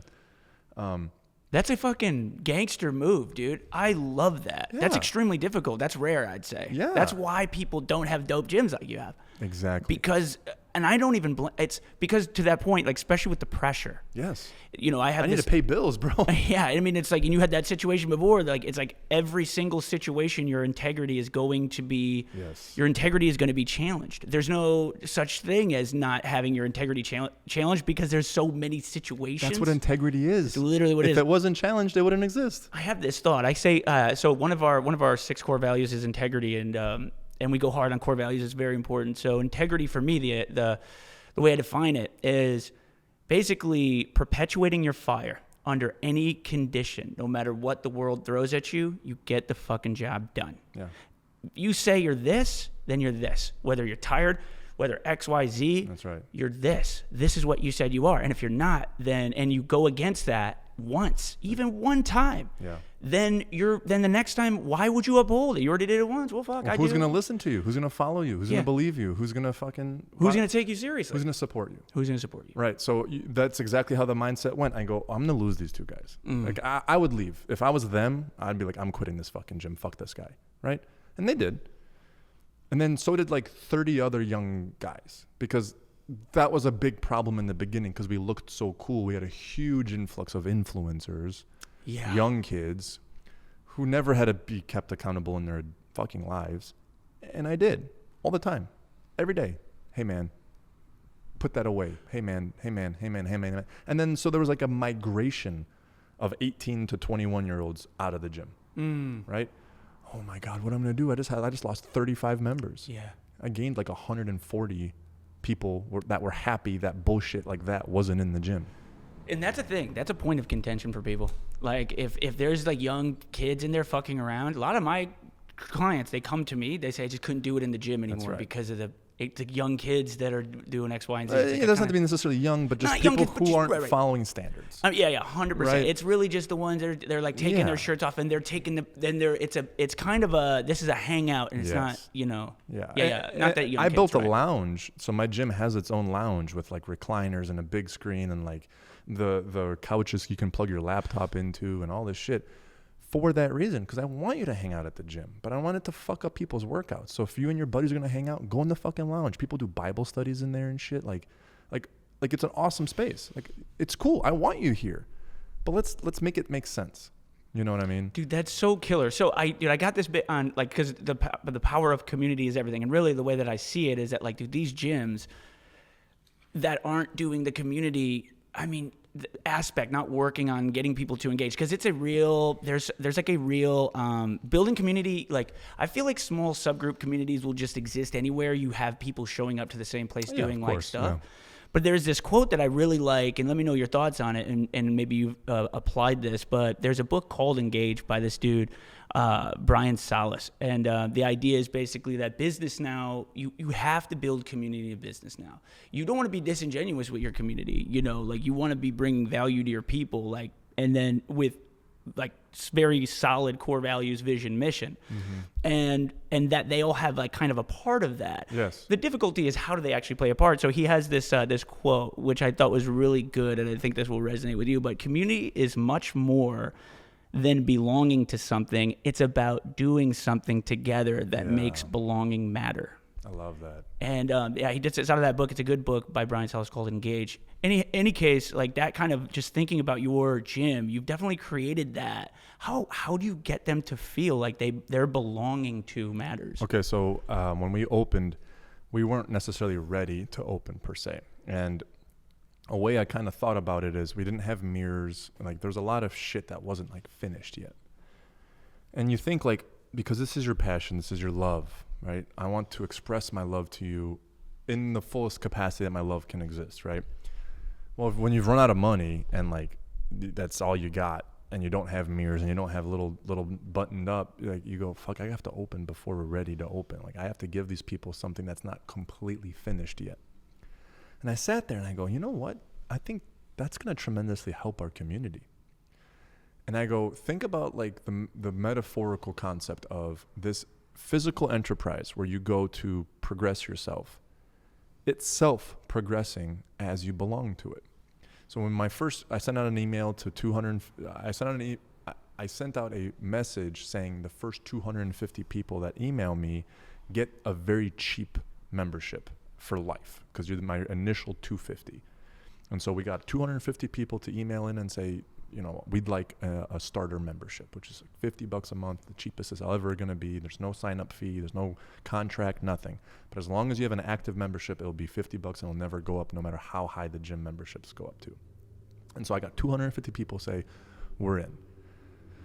So you're like, fuck, there's a lot of people waiting for this to open. Like, so not only do we have people who want to do it, we're not ready for it, but we're going to open. And so then I linked the two together. I'm like, how cool would it be to join something? And then as you join it, it gets better as you're there. And I'm like, that's going to happen anyway. Because even if I have the mirrors and I have all this shit, I'm doing this because of passion. So as my ability to do things grow, I'm going to keep pouring back into the community, which means back into the gym. Like I just bought cold plunges. I saw that, dude. Yeah. Hell, do you regularly do that? Before every workout. Damn. So, before the workout? Oh, it's amazing. Before. Why? Well, when you first get into it, your body's choosing to use fat for energy. So it actually takes brown visceral fat and opens up the cells to allow the liquid inside those cells to be used as energy. So the fat basically burning aspect of energy usage during your exercise increases because you took a 2-minute plunge before. Secondly, inflammation response reduces tremendously. So if you have aches and pains, elbows, hips, joints, whatever, that workout will have a tremendous less amount of pain because you've just deflamed all your joints. And then thirdly, the endorphin rush, right, when you get into that plunge for 2 minutes, wakes you the fuck up better than anything can possibly wake you up. Right. So you have an endorphin rush, or a positive mood. Afterwards is actually, now research is showing not to do it afterwards, because when it reduces the inflammation response, that inflammation response is how you recover muscles. So then I'm lowering my recovery rate because I'm actually deflaming my body when it should be inflaming to recover the muscles. Right, that's so interesting. Yeah, so do it before. Killer, dude. And I never heard 2 minutes. What's the... The science says 50 to 59 degrees for 2 to 3 minutes. Got you, okay. Yeah. Do you ever do anything colder? Oh, I never do 50. I always go lower. 50 is not that bad. Yeah, 50. I want it to hurt. Yeah, I feel like you could do 15 minutes in like something 50 plus. Yeah, 50 is not too bad. But like, yeah, 40. I think like 42 is wild. I've never done under 42. So the tubs go down to 37. I've done a 33 before at home. Oh my god! Yeah, for 2 minutes? 5 minutes. For 5 minutes. Yeah. That's fucking killer. It's not bad because when it's that cold, after about 90 seconds, you're completely numb and you don't feel anything. You just get out because you know, like, you're going to hurt yourself if you stay in longer. Are you versed in like different kind of breath work as well? Yeah, it's necessary to do these plunges. So whenever someone's first time, I always stand next to them and help them through it because your body's, your shortness of breath, you breathe so shallow.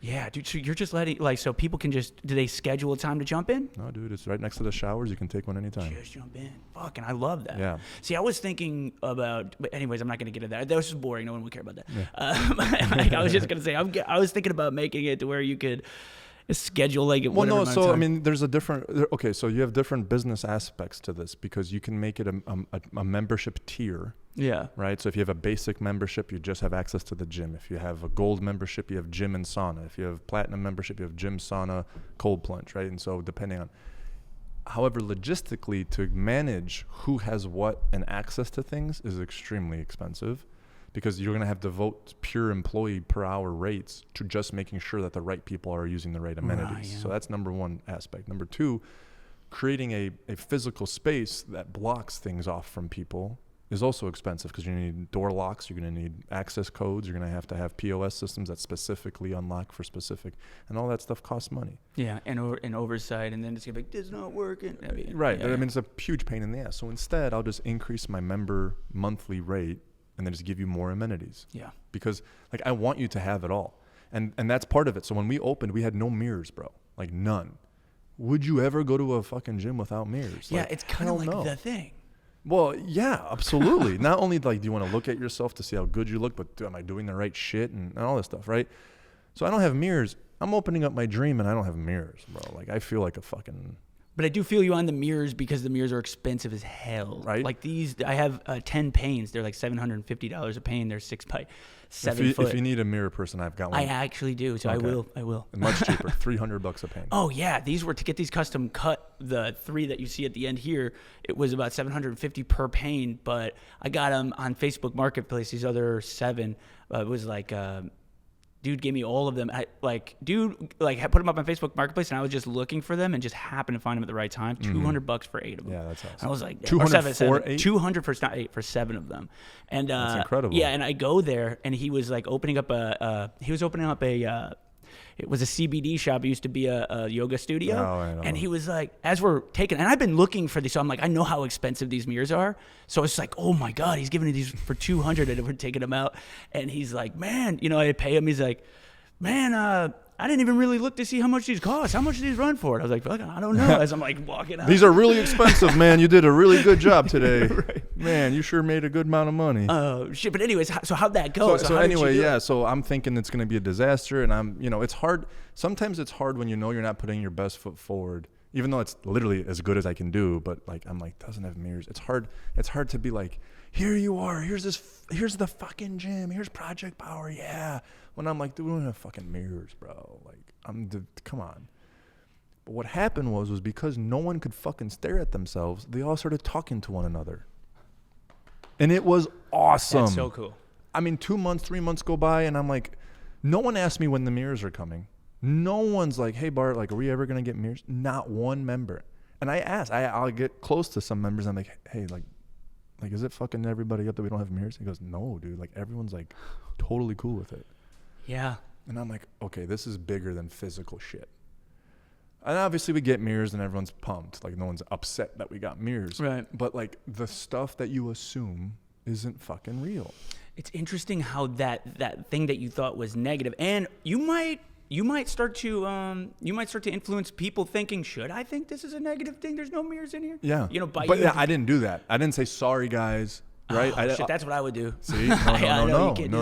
Because exactly. again, I'm providing you something awesome, and I know I'm providing Yeah. you something awesome. Just because I think it could be more awesome doesn't take away the fact that this is awesome. Right. That's so crazy. Right? Because if that's the truth, then I'm always going to feel that way, because I always see the next step while you're still on the last step. Yeah, straight. Right? So I don't want you to always think that things aren't as good as they can be. Because they can always be better. Always. That's what we do as people. Man, yeah. And just you projecting that want for the future. I won't like do a million different like book recommendations, but there's one called The Gap and the Gain, and it talks about this, where like, high performers tend to focus all of their energy on the gap, which is basically all of this you you can do and you're working towards, but you haven't done yet, and you don't think about the gain, which is basically where all the things you have already accomplished so far that like have put you in position to even have a chance to continue. But we don't spend any time thinking about the gain. We don't spend the time to have like gratitude. Incorporate a practice, which I know, dude, you did a remarkable amount of practice for gratitude. Yeah. Like, dude, 1,595 posts. Was it 1,595? That was the last one. We ended. That was the last one I saw. I could be wrong on that. Let me see real quick. Well, still, 1,595 is a lot of Don't fucking sell me short, bro. I Come know, on now, yeah, no. dog. You should get that right. You should get that right if I'm fucking up. I don't know. I think you might be right. Yes, you are, man. Is that right? I wanted that 2,000, dog. Oh, let's go, dude. Starting it back up. You're Here we getting go. there. Dude, we'll like edit this. We'll do another one. You just get a couple more out there. 500 more. It won't take no time at all. Let's go.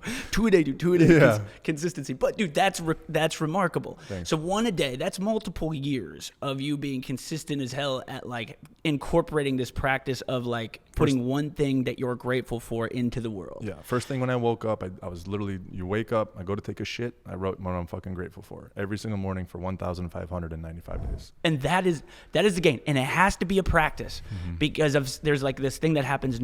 There's a neurochemical change in your brain once you acquire a thing you've been working for that makes this now your new normal. Yeah. So it's actually a physiological response, so that you're not wasting any time thinking about it or whatever. You're moving to the next thing to continue to progress. So it literally is something that's happening to you physically, that like you're not grateful for shit. But obviously there's power in gratitude. No so doubt. you have to have this practice. That's why I think this is remarkable.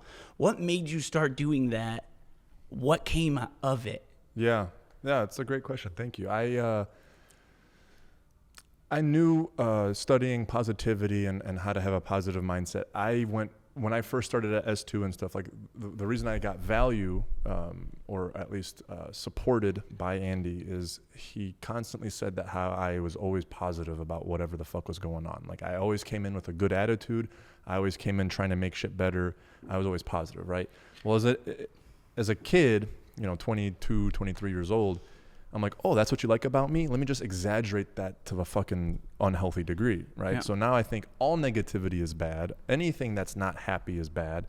And so like I went way too far that way. Like I was the cheesiest fucking positive, motivating fucking guy that would annoy the shit out of you, right? And that obviously there's a problem with that. There's still problems with that. When you're that positive, you're not being real. You're not being authentic. You're not being honest. And that's what that taught me is I need to be honest with myself and not pretend that everything is good, but that there is something good in everything, right? There's a big difference that like, oh, I'm happy I got a fucking car accident. Like, no, you don't need to be happy you got a car accident, right? So practicing that gratitude was for me more about actually taking a look at the reality of what was going on. Because if you read a lot of those posts, it's not, I wasn't grateful for good things that happened to me. A lot of it was, I was grateful for realizing certain things about life. Like I was grateful for the dark side. One of my favorite books of all time is Relentless by Tim Grover. Love it. Right? And he talks about Tiger Woods, and the thing that made him great was a very dark, nasty, gnarly place.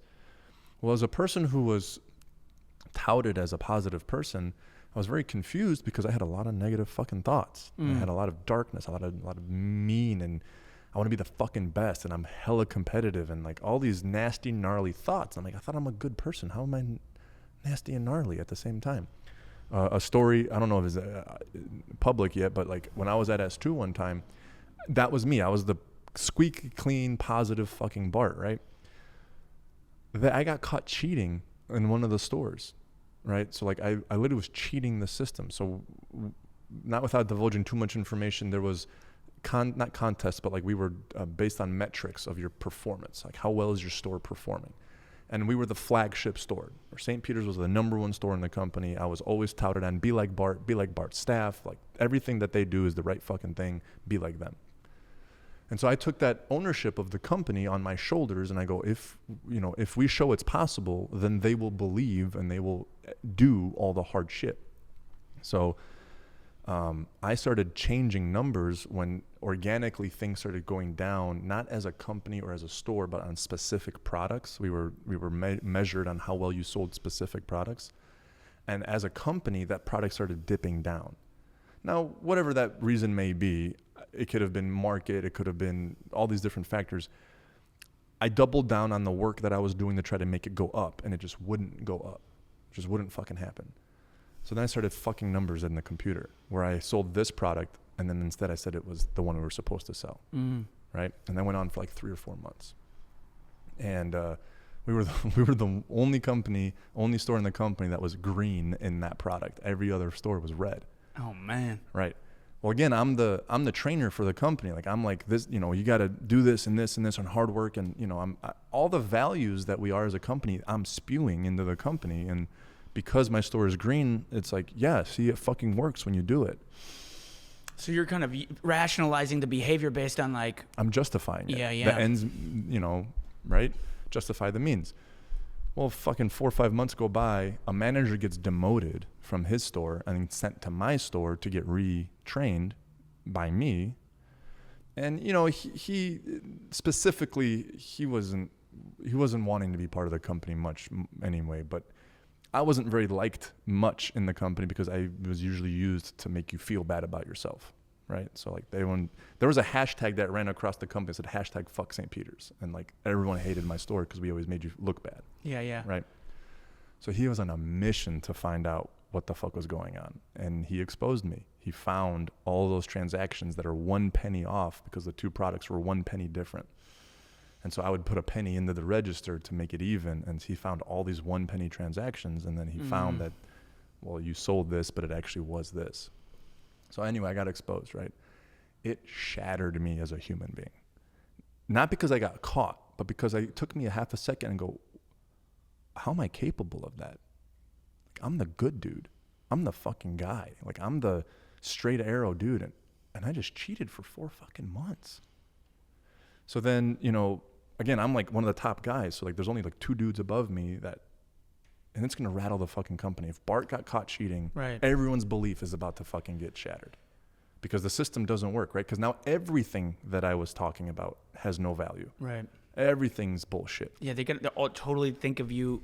Now they have to like totally like create a whole new Bart in their mind. So, right. Well, they're not, I'm done. Like at that point, like you don't make it after that, right? So they come in and they start researching like how much extra money I made by doing that, because the automatic belief would be, well, you were trying to just make more money because you got commissions and bonuses because you sell this product versus this product. So they thought that like I was pocketing a fuckload of money, and that's why I was changing the products. When I was telling them, I go, listen, I just didn't want the company's belief to waver on the principles that we have as a company. Yeah. I wanted everyone to keep staying after work. I wanted everyone to keep writing the thank you cards. I wanted everyone to keep fucking busting their ass because I wanted to show them it's possible. Why it was temporarily fucked up, I don't know. But I do know that if we continue doing what we're supposed to be doing, this will go the right direction. And I truly believe that. That's literally why I did it, right? So when they researched and they found I made no extra money doing it, because all the weeks where like I hit numbers, whether I had those extra 4 products in my numbers or not, I would have hit numbers anyway. So they proved that I wasn't making any extra money by cheating. I was literally just trying to do the right thing. But the irony about that is I did something very fucking bad. I lied, and I lied a lot to a lot of fucking people. And I looked them straight in the face and I lied. And I'm like, how am I capable of that? I thought I was a good fucking person. Am I not a good person? Am I not cut out for this? And then fucking, I don't know by miracle or what, but Andy recommended reading Relentless to the whole management group. And I got onto that chapter where it talks about Tiger Woods and his dark side being the reason why he was able to play such great golf. Not because he was a nice fucking guy, but because he was fucking dark and gnarly. And then he starts talking about all the other successful people who have all these scandals associated with their names. And Tim Grover talks about, he goes, the reason why you do extraordinary shit is not because you're a good person. It's because you got some dark, nasty, gnarly shit that you're trying to work through. And then it's in a cage, and then you have it on a leash, and then it pulls you, and you choose to do good shit with it. But the thing that pulls you is nasty, gnarly, and dark. Right, and it's for sure. Right? Like, that's for sure. And then if you let that fucker out of the cage is when everything goes bad and you do stupid shit. And I think if you try to act like you don't have that. Exactly. And you run away from it. Exactly. That's when you actually do the worst. Yes. Like stuff. That's when you lose your mind, and that's when you hurt people and lie to people the most. Well, you hate yourself. Because you hate yourself. You hate your thoughts. You hate your darkness. You go, I shouldn't think that way about him or her. I shouldn't think about doing that. Why am I thinking about wanting to do that with them? So how did you recover from that? It took a long time, and that gratitude is what came from it. Because I became grateful for all the nasty, gnarly, bad shit, and I started finding the good and the reason for it. I stopped pretending it didn't exist. I stopped pretending that it's not a thing. I stopped pretending that bad things don't happen. I stopped pretending, and I started becoming grateful for them and being honest with those things. Man. Yeah. So if you read through those 1,595 days, I would say probably 60 to 70% of them are like bad things. Yeah, that's interesting. I read through a handful of them. I don't remember like word for word what they were, but they were good. It was like hard conversations and this, yeah. I should have went all the way back to like the first couple and then just saw how they evolved throughout the years. You know? Yeah, I probably might do it myself because I don't remember fucking any of them. Right, you do a damn movie off that, dude. If you, you know what I'm saying. But no, but that's awesome. That is fucking killer. I mean, that's probably one of the things that that's when I first probably you just came across, like somebody I was following maybe like 4 years ago, 3 years ago. Like I saw your thing and I was following you and I was like, this is really awesome. This is killer, but I didn't know you were trying to build a gym, and then you have a gym, and I'm like, dude, it's clear to me, and it's clear to me just in general, the power of gratitude and it's like being intentional about a daily practice, like setting a daily practice of refocusing or bringing your attention back around to forcefully. Yeah. Gratitude for the things that you have. And I say forcefully, you got to have aggressive gratitude. And the reason why I say that is because of that like neurochemical change in your brain to adapt to your environment. Mm-hmm. You get a new car that you've been working your whole fucking life for. You're like, dude, like once I get that fucking badass car, like that's when I'm winning. That's when I'm winning. You finally get the job. You've saved up the money. I'm going to do it right. My parents will be proud of me. You go and you fucking buy the car. You drive up to the work. You're like, yeah, everybody's got to come out and check out the car. Everyone's jumping in the back seat. Yeah, this is fucking amazing. You can't do that every single day with the new car because people will be like, dude, it's been fucking 2 years, Bart. Yeah. I get it with the car. Yeah. But like you wouldn't do that anyways because after like 3 days, this is just your car now. Yes. So it's like you should be grateful of those things, but it's like your brain does that. It's not your fault. It's not like you're a bad person because you're not, grateful for this car that you worked your ass off for, let's say. And maybe you're doing it for the right reasons, because I do believe that buying a car that you're proud of is something that can kind of permeate into other things. Mm-hmm. Like that, the principle of like, I work hard for this. I know it's expensive. I could save a bunch of money if I didn't have this car. So a lot of people will be like, get a beater. It's just transportation. Save the rest. Put it in an S&P 500. Yeah. Well, sure. But I also think if you work hard and you make money enough to afford this thing, and you're not like going out of your way, it's not credit, you're not leasing it, you're not doing it for insecurity that's like making things worse, but you've afforded this thing, that you can pay for it. Go pay for that car. Yes, you could save it, but maybe don't. Maybe pay for the nice car that's reliable, that every time you get into it, you're proud of it. That's right. And then it's like that goes into everything else you're doing, as opposed to like, all right, I'm going to save $300 a month, and I'm just going to drive this thing that every single time I get into it, I think the door is going to fall off. And and then halfway to work, it fucking fucks off. And then the whole day gets fucked. You're calling your boss. I'm going to be in late. They don't believe you. Yeah. And it's just like, because you're trying to save $300 a month. In any case, long story short, like, it's hard to have a daily practice of gratitude because of that. And so you have to forcefully do it. And so I have different things like of having a relic of intention, which is interesting. I'm thinking my birthday is July 27th. So it's coming up, and this new gym is very difficult. Yeah. It's like taking everything. So what I want to know, what's going on? Yeah. So this, fuck yeah. So this new gym, I've been doing business for 5 years, and I've been a personal trainer for 11 years, and I love behavioral psychology. I love having conversations with dope motherfuckers who are out here really doing it. Hell yeah. That's what Big Fitness is all about. Think Big, Live Better is basically it basically encompasses everything that we're talking about right now. We have to think, man. We got to think deeper. We've got to think wider. We've got to find tools and meet people and put ourselves in environments to expand ourselves, because it's like it's going to be required. Otherwise, cognitive dissonance keeps you in the same routine. This gym down here is basically just the next step. I've done well here. We've been very successful over the last 5 years. It's time for something new. You're capable of more. Right. And it's scary as fuck. Right. And every time I try to do it, so far in the last 2 years, I've failed.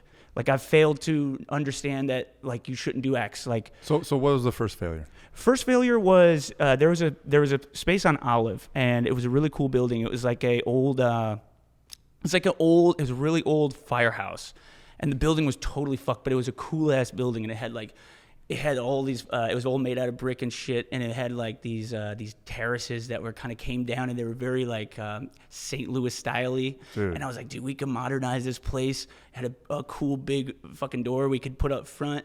And anyways, this place, I could just see it. I was like, man, this is so cool, but it's like falling fucking over, dude. Yeah. And the people who own this space own that. So I was talking with them, and I was like, hey man, I love this spot, and I want to try to find a way to get into it, So let's fucking do this. And I learned as I was going. I was just like learning on the go.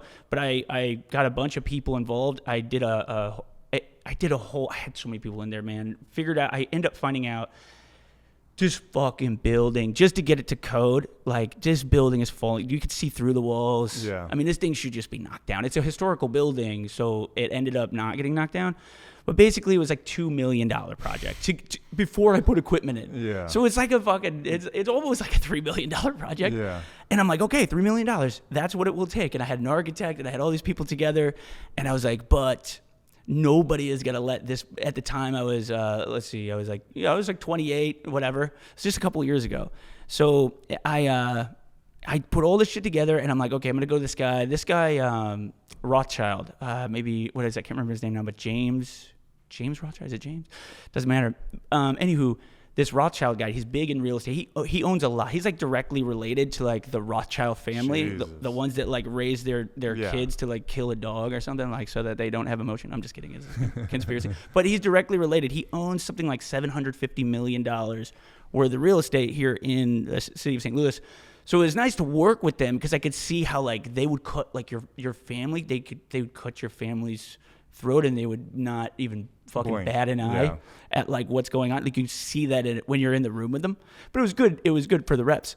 long story short, dude, and they've never fucked me up. I've never missed a payment, so like I haven't. That's seen who you rent from here. Not anymore. Somebody else bought the space, which is nice because now there's like a human feeling to this this engagement. Yeah. But anyway, they own that building, so they really wanted me to just get in there as is, and then they tried to fuck me over on the deal, but because I had so much on it, I knew what the project was, and then I went to them and I was like, look, this is impossible for me. I don't have $3 million.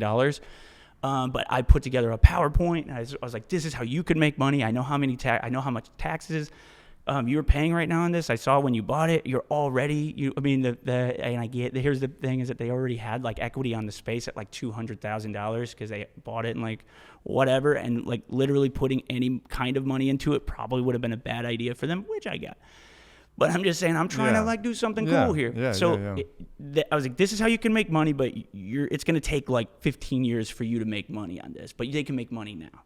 So it's like, it'll just be a little bit more, but you're helping out the community. Yeah, making something about St. Louis. You know what I'm saying? Yeah. So, and if you can just meet me halfway on this, anywho, long story short, I didn't have a compelling enough story. I don't know if the was the presentation that didn't do it, or if it was just it was so like non-feasible, like for them they're just looking at me like you're a fucking idiot. But I just had I had the spirit at least, and they gave me time, dude. They were only gonna give me like 30 minutes. They gave me like about an hour and a half was the last meeting where it was like yeah fuck you, which I probably had done the same thing, but you learn from that is what I'm saying. And then like now I'm like oh so you have to check for all this stuff, and you have to present it in a way that it's not like all over the place because mine was kind of like I was like I'll put a graphic here and that'll look nice, and it's like no, they don't give a shit about all that. None of that shit, right? But at first I'm like I'll look professional and it'll be colorful, and it's like no. And so it's that. So that was my first failure. Is I put a good amount of time into that too. I don't think that's not a failure. The first time it didn't end up going through. Project Power is my third building. Okay, gotcha. I went through 2 buildings before I got to Project Power, where it currently is. And the first building was a firehouse in Wentzville.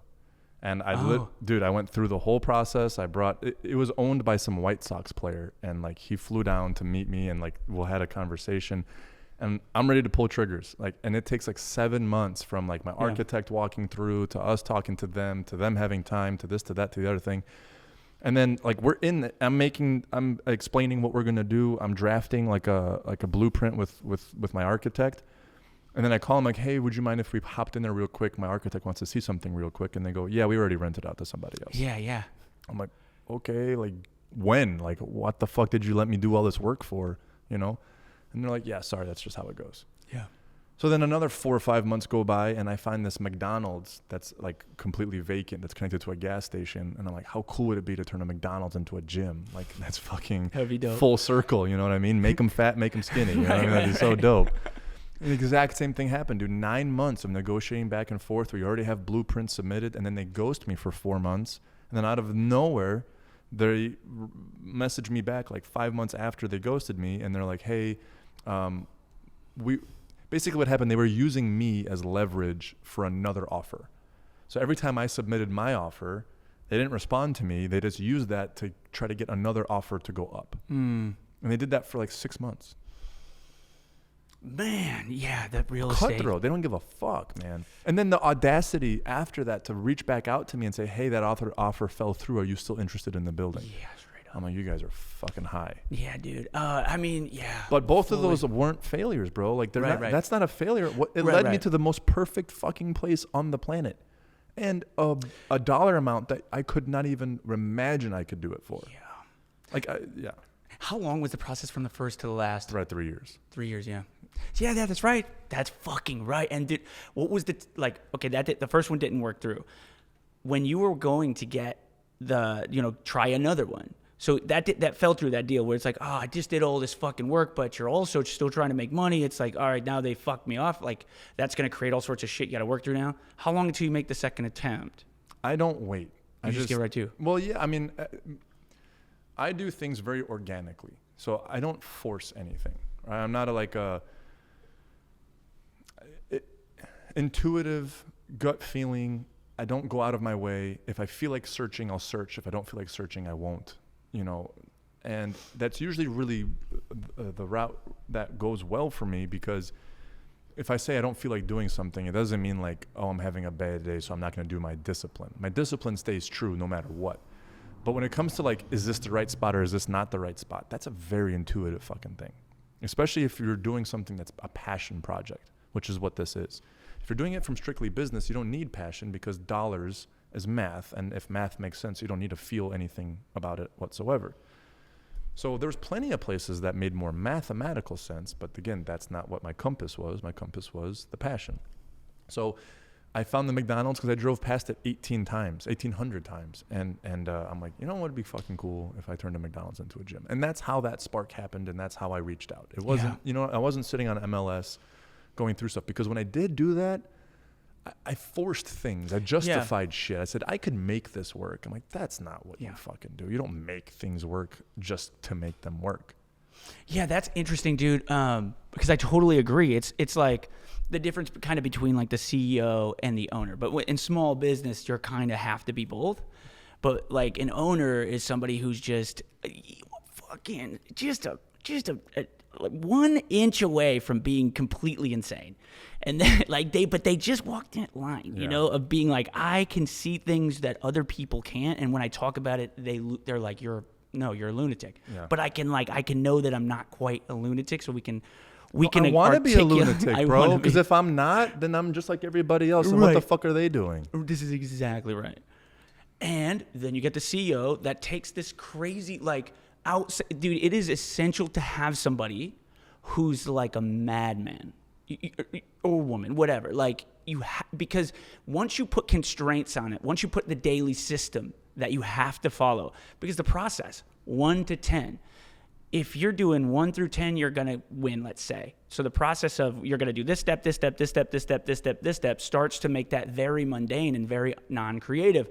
So you start to kill creativity when like, I'm not inspired right now, but I got to be creative right now. I'm trying to force creativity. But creativity is hard to force because now you're trying to force yourself to feel a way that requires like something. Yeah. You know, there's something that brings creativity to light when you're like, man, this is resonating with me right now. It's sticking in my thoughts. It's giving me energy to move on this thing and see it in a way I wouldn't.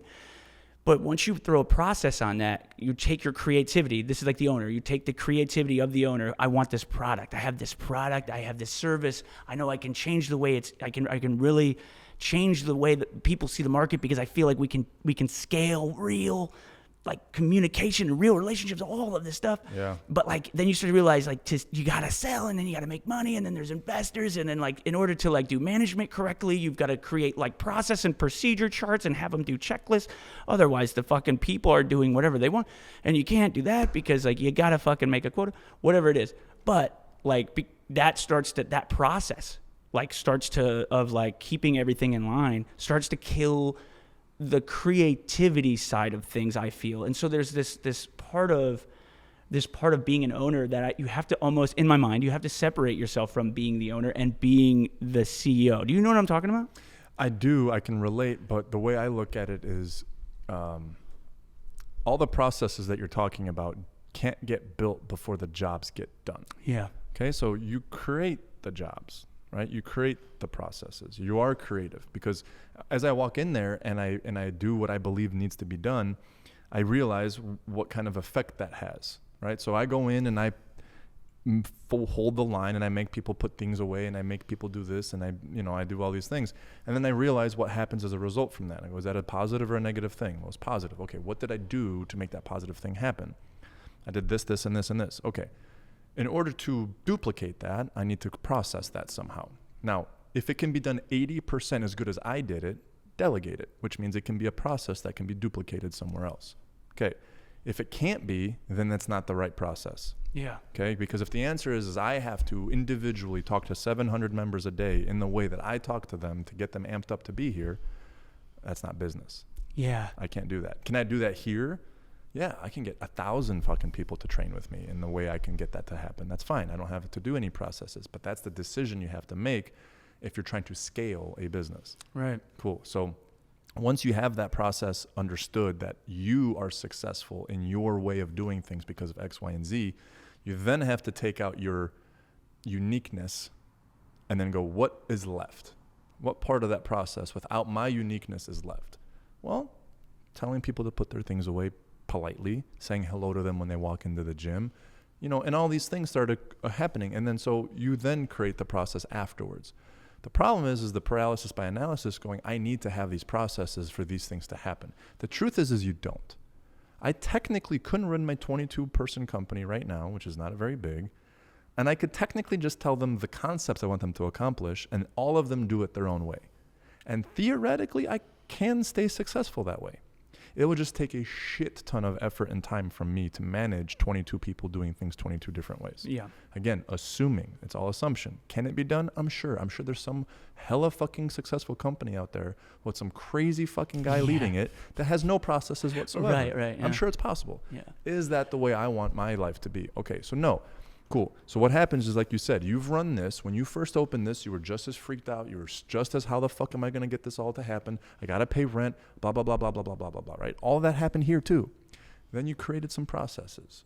This is how I talk to people. This is how I hire trainers. This is how I keep them accountable. This is how they have their processes. And now you have X time left over because your time of creating processes has dwindled down to just management. And now you're free to create again. Yeah. So I philosophically speaking, this is how you can keep yourself sane. Life goes through breathing, just like everything else in this world is a circle. There's an inhale and there's an outhale, or exhale, sorry.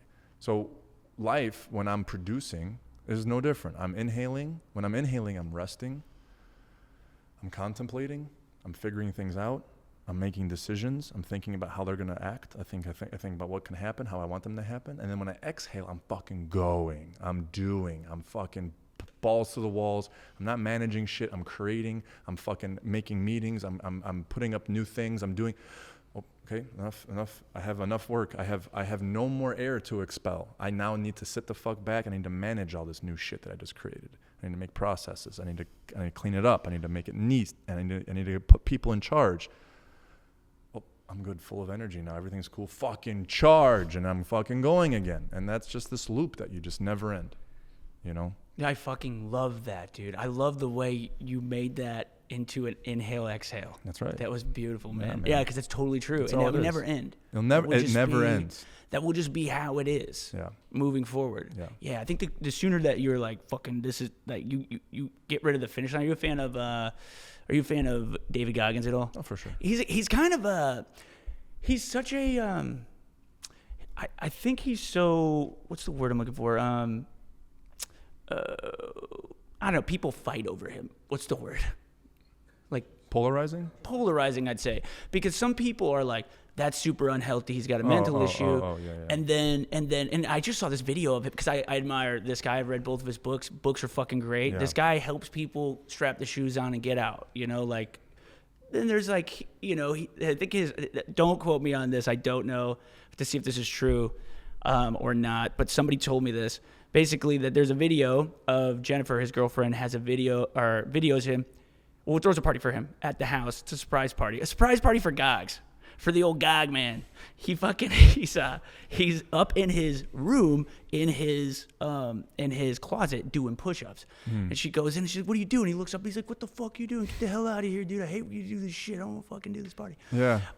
And I just think that's probably a bit much. If like there's a surprise party, you can't be around people and you're like up and you're doing push-ups.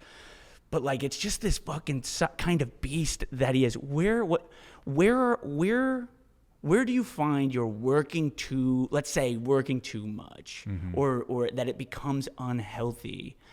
And because I don't think there's such thing as balance, but definitely how do you equilibrium that shit? Yeah, you know, do you think that every time there's a party thrown for him, he motherfucks his girlfriend? No, of course. Of course not, right? Of course not, yeah. He did that one time. Do you ever yell at someone for no fucking reason? Right. Yeah, of course I have. Yeah. Right? So, yeah. Philosophically speaking, from a religious standpoint even, if you're looking at like God and energy and quantum physics and all this concept, like if it exists, it's meant to exist. And Terrence Howard was on Joe Rogan the other day. Have you seen that episode? No, I didn't know. It'll fuck your mind up. Please take 3 hours and just like isolate yourself. 100%. Will do. This dude remembers his own birth. Okay. Like this it's no bullshit. No bullshit. This Okay. guy's he had like 97 scientific patents by the time he was 18, and he's an actor. Oh my God. Okay, we'll be watching it. This dude he redid the periodic table. He says math is wrong. Like he says math is wrong. Math is wrong. Okay, we're watching. Yeah. Look, just before, like, is he like autistic? Is there something going? You would think so, but he is just this incredible grasp of just reality that just will absolutely make you explode. Okay, I'm watching. It will fuck you up, like really bad. Like you'll need to pause it a couple of times and like regather yourself. Should take some deep breaths. Yeah, dude, I'm telling you, love like, that. And he's also a little all over the place for the first 10 minutes, so it's like hard to like keep track because his vocabulary is insane, and he talks about tetrahedrons and all this crazy shit. But my point with that is like we have this, again, we talked about it in the very beginning, like we're trying to get to somewhere as if where we are at isn't all that there is. And when we look at people who are high achievers or doing really crazy, awesome things, or philosophically sound or peaceful or monk or priest or whatever, for some reason we keep stripping away life from them as if they're not part of the same life system we're part of. As if the emotions and the energies and all this shit, it's not the same. It's the exact same inside this man. But because he's able to focus and achieve X, Y, and Z, for some reason, we put him on a fucking pedestal and assume he's never had a bad day and he's never yelled at a person. It doesn't discredit the fact that he's done incredible, crazy shit. 100%. And if I then have to believe that in order for me to be next level is to now not be human, is a fucking path of insanity. Right. My peace comes from the fact that I'm okay being not okay. Is it getting, do you think that it's getting worse, like, because you have so many clips like that of so many different situations that now you're creating so many untrue stories based on, like, separating what you just talked about?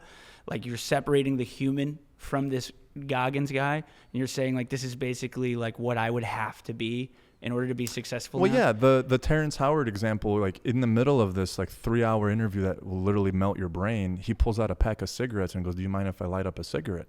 And Joe Rogan goes, "You smoke? Like, you're as smart as you are and you fucking smoke?" Yeah. And this guy goes, "I'm human, man. Human has negativity in it. It's part of the universal equation of law is chaos is required for progress. I need to create problems in order to progress through them. Without problems, I have no life. So how the fuck can I aspire to take problems out of my life? How can I aspire to take negative emotion out of my life if my life will literally end once it's gone? It's literally equal." That makes sense? It does make sense, dude. It's a great way of looking at life. Yeah, it's, you know? it's the only way life exists. It's the only way life exists. Can you have a sunset without fucking darkness? Yeah, you can. And that's the thing. It's not about pain and suffering to then reach peace. It's pain, suffering, and peace Is the all same the time. thing. That's right. They exist together in synergy, and they have to. It's a circle. You don't separate these two things. There's no separation. You don't get somewhere. You already are there. When you're mad, you're just as alive as when you're happy. And like, you can't be happy without mad. So if you ever wish to never be mad again, that means you'll never be happy again, ever. And the consumption of social media, then, like with the consumption of social media and social media just sort of playing to your current mindset, right? If right now you're resonating with fuck life, like my life sucks, I want to just hear about people, like how important your environment is. So like if you are just watching that, and that is the people you're around, technically, that's what you're absorbing, and you're constantly absorbing that, and it's getting worse and worse because like the algorithm's just going to send you. How do you get out of that? Yeah. Because like if you're a negative person right now, and you can become positive and you can like improve your life just right now without doing anything, you just start looking at what's positive in your life. How do you make the switch? Again, I don't think there is necessarily a switch. Not a switch, but yeah. It's understanding like, maybe I'll put it this way. Like, I was paralyzed, right? Do you know a lot of people that come and exercise? Have any of them ever like hugged you because they were able to walk? No, because they've always been able to walk. And because they've been always able to walk, they have zero gratitude for being able to walk. I am pumped to walk. I'm pumped to get from my truck into here without any pain because I went so many years with such excruciating pain. Was that pain negative? Was that a bad part of my life? No, it wasn't. It was the part that made my life fucking incredible. So like pain is the point, right? Suffering is the beauty. So if I'm having a hard time, the gratitude comes from like, if this is a negative 10 experience, I am now unlocking a positive 10 experience for myself as well. Yeah. But I will never be able to experience a positive 10 if I've not felt a negative 10. So how can I look at negative 10 as negative? Interesting. Yeah. Dude, you know, it's kind of like, so when somebody's complaining, they seem to be like talking to you about something that's not like a real problem, but to them it's like a real problem. Of course, so they're explaining to you. Yeah. When somebody's complaining, you could almost look at complaining as like a reflection of the difficulty a person is going through. They are reflecting at that point, only with a different type of energy. The reflection is good. They're unfocused is what they are. But yeah, it's a lack of focus. Dude, it's just kind of interesting how just a matter of intention, just a matter of setting intention and perspective, right? To be challenging your perspective is extremely powerful. I know it just seems so cliche and it seems like so It is simple. simple. It is, right? We've talked about this whole fucking thing is simple. But it seems impossible to people. I had a member yesterday, you ask them, how are things going? And they go, man, not so good. And they go, what's going on? And they go, oh, I just got into this rear end accident and they're totaling my car. And I'm like, oh, congrats, bro. And he goes, fucking congrats, man. Like, I'm trying to get them not to total it. I go, what are you talking about? He goes, it's going to be like $25,000 to repair my car. And they're saying just to total it instead. I'm like, how much do you owe on the car? He goes, $15,000. I'm like, that's fucking great. He goes, no, man, I want my car. I go, is the frame damaged? He goes, yeah. I go, that requires them to buy a new frame and then take all the pieces off of your car and rebuild the car on the new frame. That's how you're going to get your car back. They're going to touch every fucking bolt on that entire car, which means it will not run the way it used to. Everything you like about your car will not be the same. It will rattle. It will sound shitty. It will not handle the same way. You're going to be fucking devastated to get your car back, and it will be nothing like you remember it. Them totaling that car is the very best thing you can do, because I had my dream truck. Some girl did a UE, smashed into me, and they weren't going to total my truck because it was worth $80,000 and they were going to do $45,000 worth of repairs. They were going to buy a new frame and rebuild the truck. And I had a fight for 6 months with the insurance company to get them to total it. And you're complaining that your insurance company is going to total it for you. I go, how funny of a perspective where your day is ruined for something I fought for 6 months to happen because of the difference in perspective. Yeah. Right? And then we do that constantly, all day long. There's someone's wishing for the problems you have right now. Yeah, that's why you have to meditate. You gotta find a way to find some awareness. There's infinite perspective. That's right. Exactly.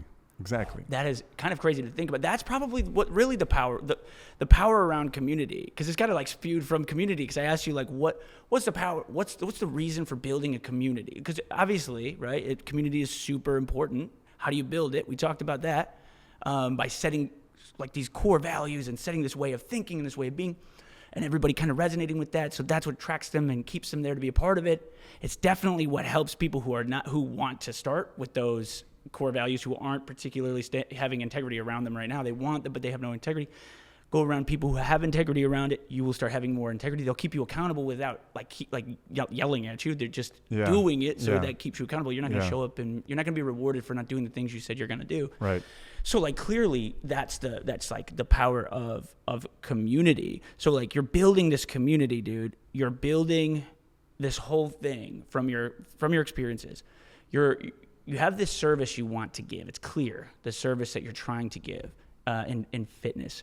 And I think that service is so important. It seems like everyone I've ever talked to has this I just want to help people. Mm-hmm. And I don't know why, because you said this earlier, this is kind of existentialism. It's there is no reason.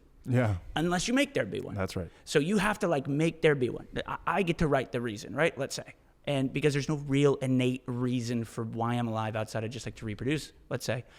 But there is no real purpose to life outside of that. So if I'm going to find purpose, I'm going to make it. Mm-hmm. So with all that being said, you've created this thing, you've brought all these people together, it's helping them. You want to help somebody. Why? So Mahatma Gandhi said this. He said, I'm just going to just read this through and then see what you think about it. But he said, the best way to find yourself is to lose yourself in the service of others. Why? Yeah.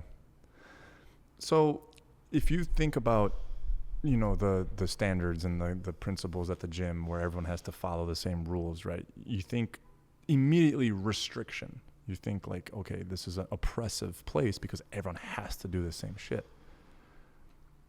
But I argue that there's a freedom aspect when everybody partakes in the same positive example that they themselves feel good about doing, that allows them to think positively about themselves, to finally let go of all those fears of judgment and fears of failures, which then allows you to just be yourself, which then makes you want others to feel that same way because it feels so fucking good. Yeah. And so like there's innately this creation of lack of judgment in an environment that's ironically very judgmental if you look at it from a very blatant statement, because I am judging if you're putting your dumbbells away, if you're cleaning up after yourself, if you're being a good Samaritan to one another.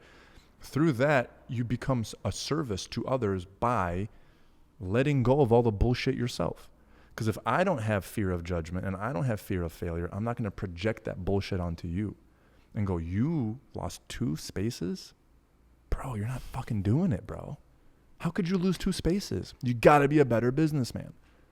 I'm not talking to you. I'm talking to myself. You know what I'm saying? Straight. But because I let that shit go, I don't have any judgment on you because that's part of the process, homie. It's just exactly the road. You're on the road. Congratulations. Yeah, man.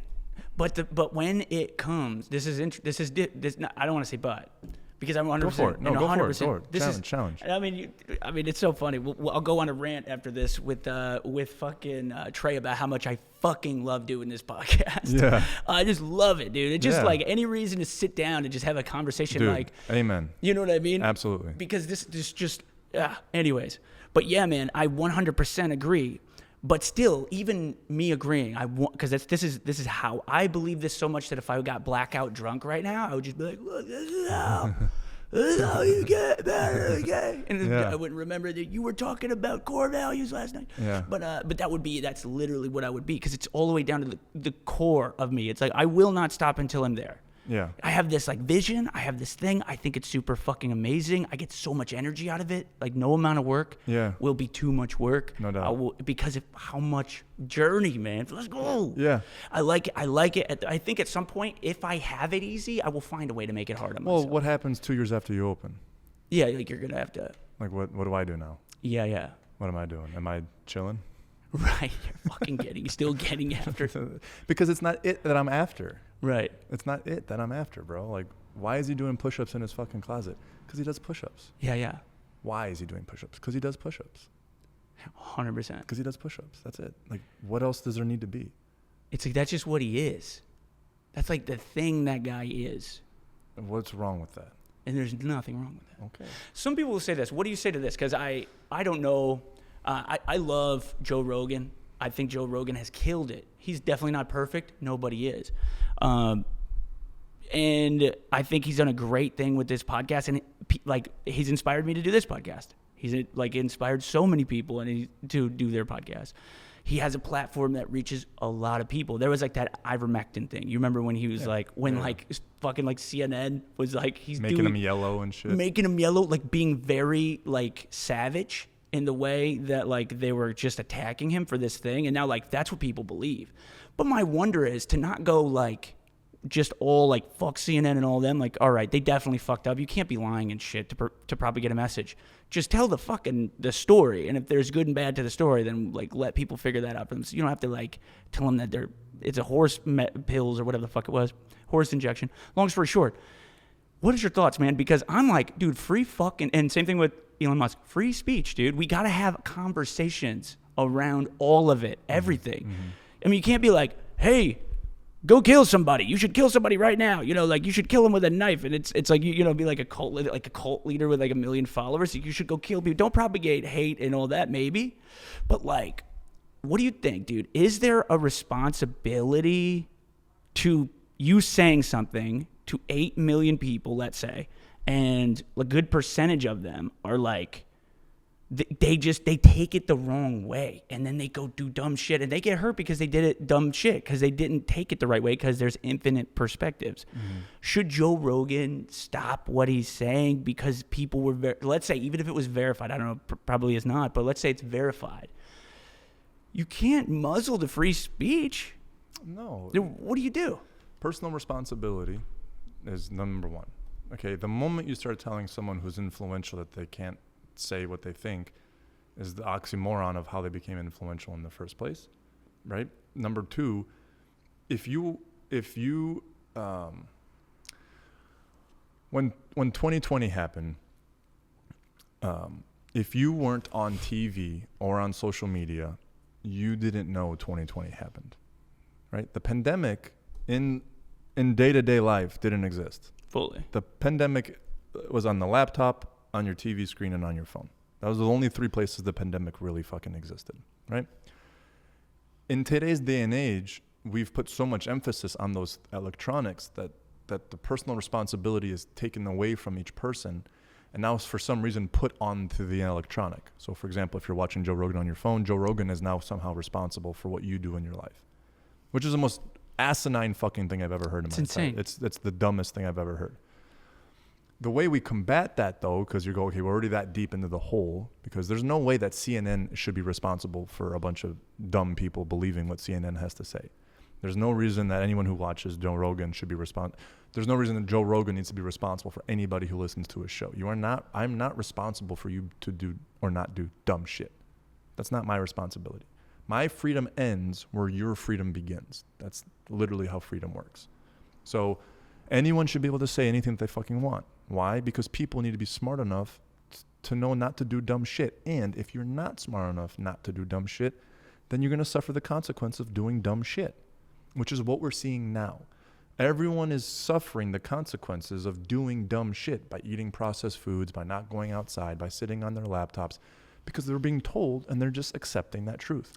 If you go and you have a sit-down conversation with someone you don't know, and we can have a cordial disagreement even, but I have a personal experience I'm bringing to this table. I have had this happen. I have done this. I have seen this. I have felt this. I have heard this. I have seen this. And I'm going to communicate it to you. You then can judge me on my character and how well we relate, our upbringings, or whatever. And you're going to go, that makes sense to me. That doesn't make sense to me. But this one person that I met thinks these things. And then you're going to go off in your fucking day and you're going to do your own things based off of either accepting my communication or not as a viable part of life. But regardless, it's based off of experience and not just happenstance and bullshit.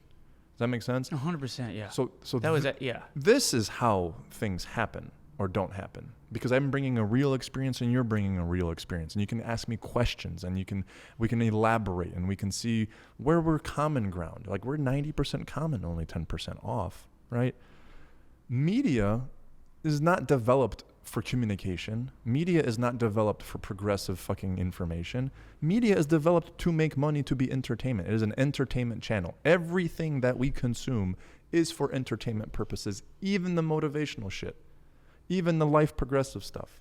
They just sit there and monologue shit in a very boring tone because it's good information? Right. No, they make it entertaining as fuck, and it's this big burly fucking guy that you want to be like because you think he fucks bitches and drives a cool car. Doesn't say those things, but you assume. Yeah. And you listen to him. Doesn't matter what the fuck he says. It makes you feel a certain way. It's entertainment. So if we can just take a step back and just fucking do shit ourselves, see the consequences honestly, then make decisions based off of the consequences that we honestly felt, none of us would get duped by all this stupid shit. Yeah, and it's so effective. Like, it's so effective. No one's doing anything, so they have nothing to compare it to. That's the hard part. That's because you're so totally right, dude. You but when I was in college, my freshman year, I did this media literacy class. I was actually when I first got into college, I wanted to get into communications and movie making. We used to always do that in high school, made a bunch of movies. But I went to school when I started playing football, and I found myself researching how to like improve the body and just being fucking fascinated that you can change the way you think and with like using your imagination and setting vision and like trying to figure out like whatever you can improve your performance. So like this all really started with like physical performance, and that you can like really change yourself, your body, how it moves, how it thinks.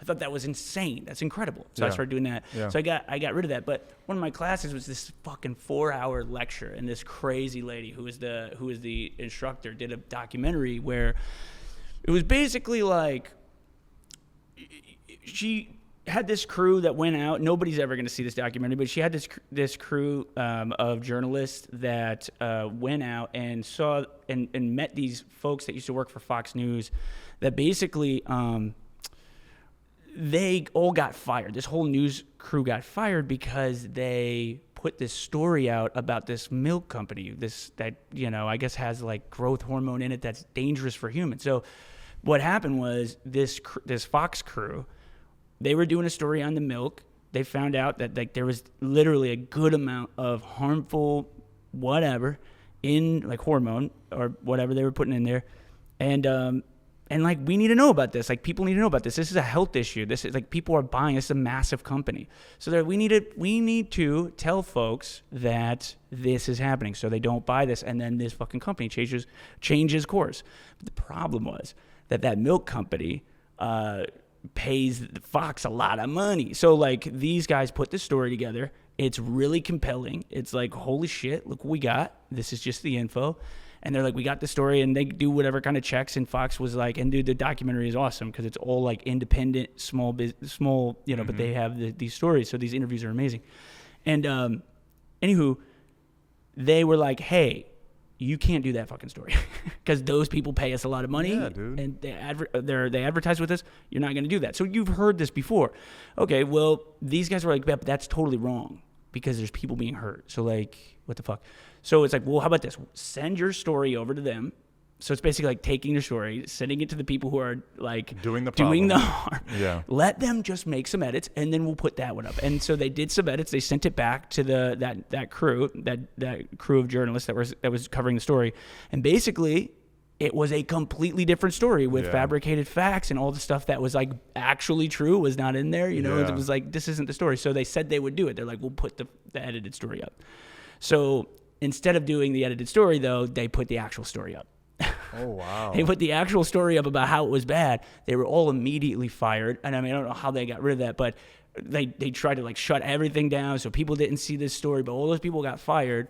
This documentary that my instructor put up will never see the light of day either, because there's just so much money behind that message. Yeah, of course. But the idea, though, and like take that however you want, because who knows who's just coming up with a story to like do whatever. Who knows who's actually right there? It doesn't matter. The idea, though, you have to be literate in media. It was like the class was like so interesting because the whole thing was around like, look, media is used to do things. Yeah. Like, and if you got mass civilization, think of how hard it is to run 20 people in your gym. No doubt. That's a fucking difficult thing to do. Yeah. You have to do core values and mission statements and all this stuff, and we got to do team meetings and one-on-ones, and the fucking psychology around understanding people, like showing them that you care and actually caring, but like there's so many of them. I only have so many much time in the day. Imagine 800 million of them bitches. Exactly. Right? So is it, and then to your point, it's like you might increase performance if you put out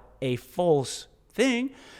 It's like how much, well, then you get like how much what's the road to hell is paved with good intention. But I don't know how to run 800 million people. Media is definitely used as a way to do that. And so you just have to be literate around that. You can't take things especially now, you cannot take things at surface level. Like as a person, as a human being right now, with AI, with fucking like how crazy the right and the left are in our government, like, dude, I mean. So to speak though, because again, that's an assumption because you saw it on the screen. You have how many people in your life do you know are on either one of those? Like zero. None. Zero. I don't know a single person 100%. on any one of those. Everyone's in the fucking middle. When I talk to people, they're just good dudes doing good things. I fully agree. Right? My buddy lives in Chicago, which is blue as fuck. And I go over there, they're not what you see liberals being, right? They have weird rules because they're buying into what they're seeing on the screen. But if you were to remove the screen from these people long enough, all this goes away. So that's not the people, which then if you are understanding that, then I stop judging the people. They're just eating the fucking bullshit Cheetos, you know? But the Cheetos are really good. Yeah. How do you think that'll ever improve with more knowledge and understanding of that, media literacy wise? Where do you think it goes? Just out of curiosity. No, because as you improve the technology to help things, you've inherently improved the technology to hurt things. Yeah. Like you don't choose help versus hurt. Hurt makes you a lot more money. Yeah. Right? Because if you help people and you solve their fitness problems and you teach them how to do fitness, they're never coming back to you again. Right. It's so weird. Okay. So we do that on a small scale because we're good-hearted people. But if I was making 8 billion and the difference between 8 billion and 1 billion was people hurting, I might choose hurting. Yeah. You know, I cheated at a supplement company. Yeah. For no money. I did, didn't I? Yeah. Yeah. Yeah, I cheated. It's interesting, dude. See what I'm saying? So like this holier than thou type shit is like, I understand what they're doing. I understand Hunter Biden being a cokehead and his dad. Yeah. You would do the same thing if you were president and your kid was a fucking cokehead. Yeah, straight. I'm not saying it's right, but I'm saying he's human. And like, I have this understanding that humans are human and I can't be fucking surprised when they do human things. 100%. Also, like, dude, the president would be like a really impossible situation, like an impossible job to do. I feel like it's not. I don't impossible, think. But No. What I mean is, I don't think it's impossible. Because I don't think it's a job. I don't think it's just a fucking stand-in character. Like, oh, you think so? Yeah. He doesn't do anything. Yeah, that's what I think too. But every time I say that, people are like, "You're a conspiracy theorist." I'm like, "I'm not a conspiracy theorist. It's very clear." Sure. You know, it's too like what you call much me. depth. It doesn't matter. The fact that it's true is still true. Yeah. Okay. So call me a conspiracy theorist. Cool, but it's still true. I think they figured it out when. And by the way, dude, sorry, I've got one more real question for you, but we're just kind of going. I don't know what time it's been. Yeah, I don't even know. It's too. Right. Yeah, we got to sort of wrap it up. And dude, also, by the way, guys, it's like probably we can't have the air on because it goes. And then like we will be so happy when we fix this. But dude, Bart has been dealing with like probably 87 degrees the entire. We have been doing it. This is basically a sauna. This is a hot sauna conversation. It's a whole new podcast type. You know what I mean? The sauna podcast. We'll just see how long you can last. I don't even feel it. We're good, bro. I know. I forgot to tell you that, and as we get into the conversation, it just doesn't come back into mind. Don't matter. But you're a trooper and you crushed it, so I appreciate you. And I think it's probably been. What do you think, Trey? What has it been? Where are we at?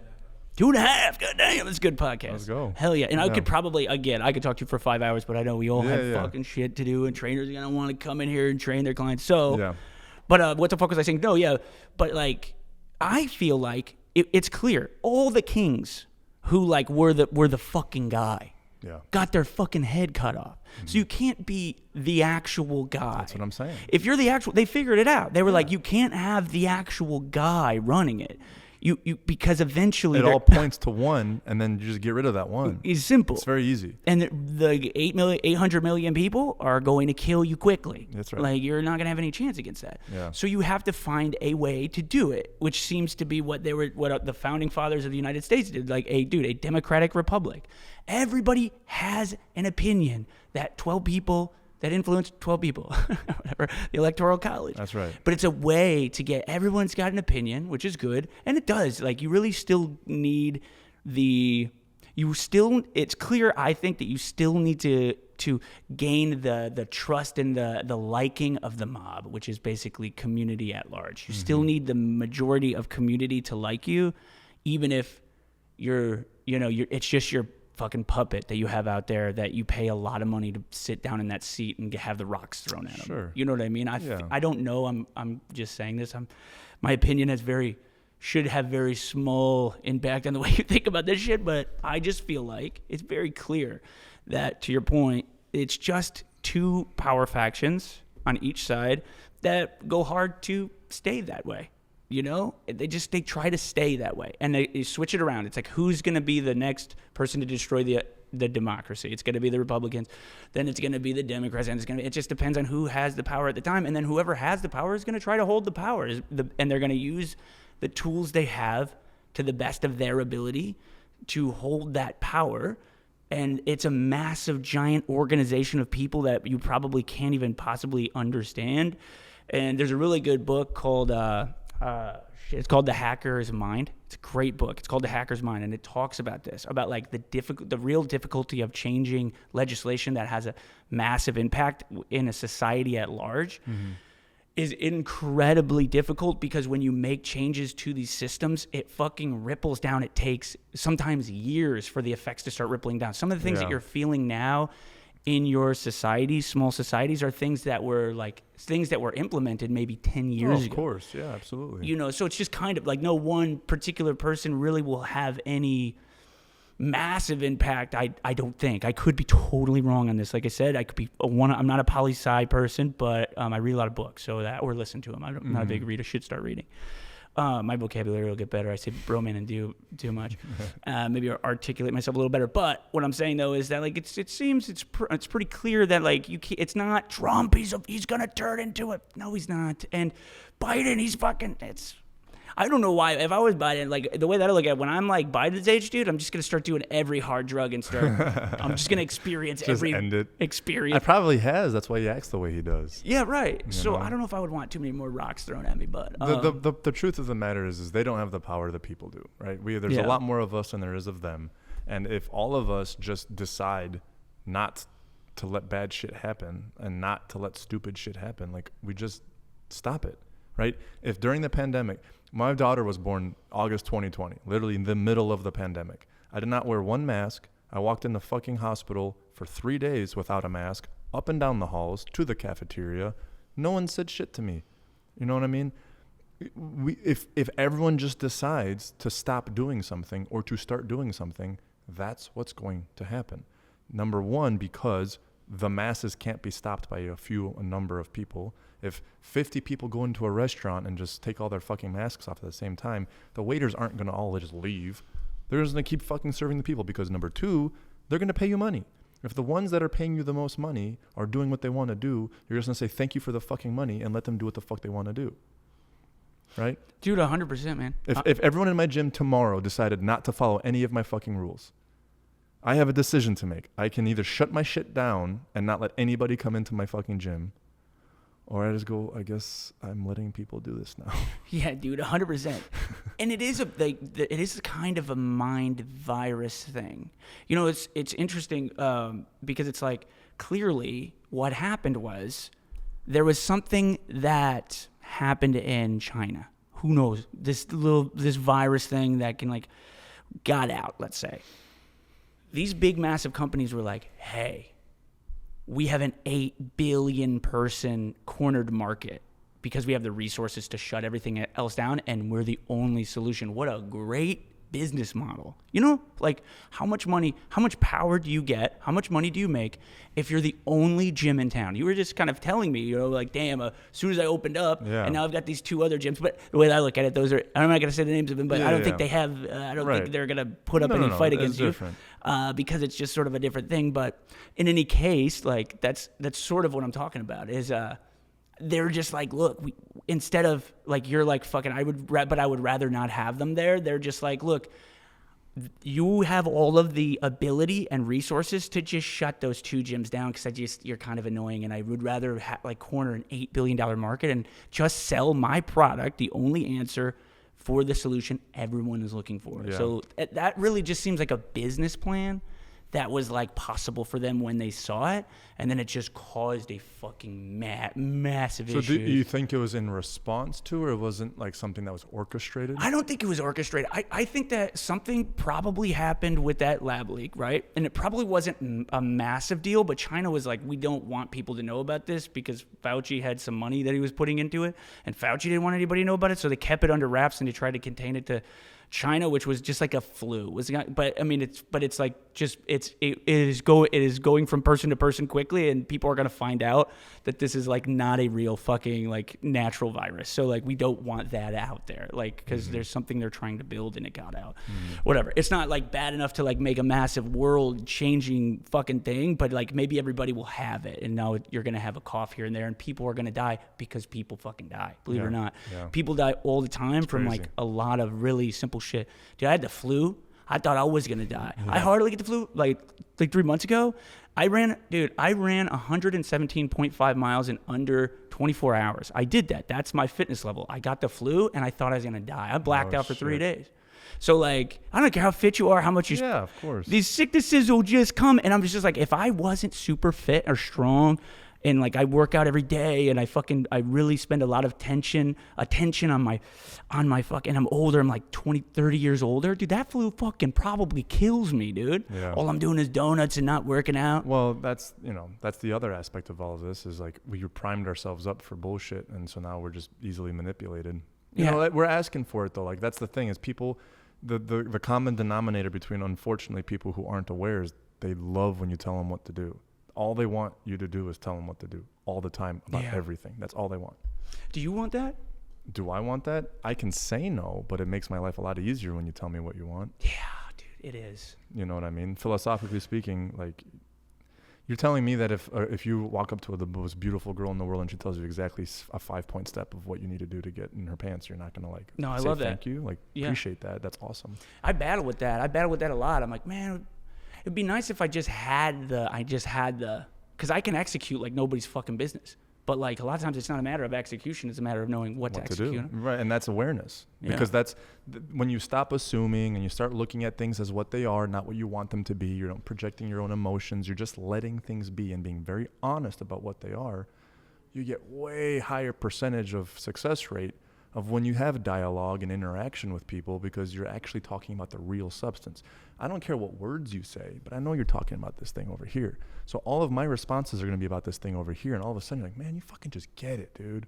Yeah. You know, because we're running around in circles with the dialogue, but it's not what it's about. It's about this thing over here, you know?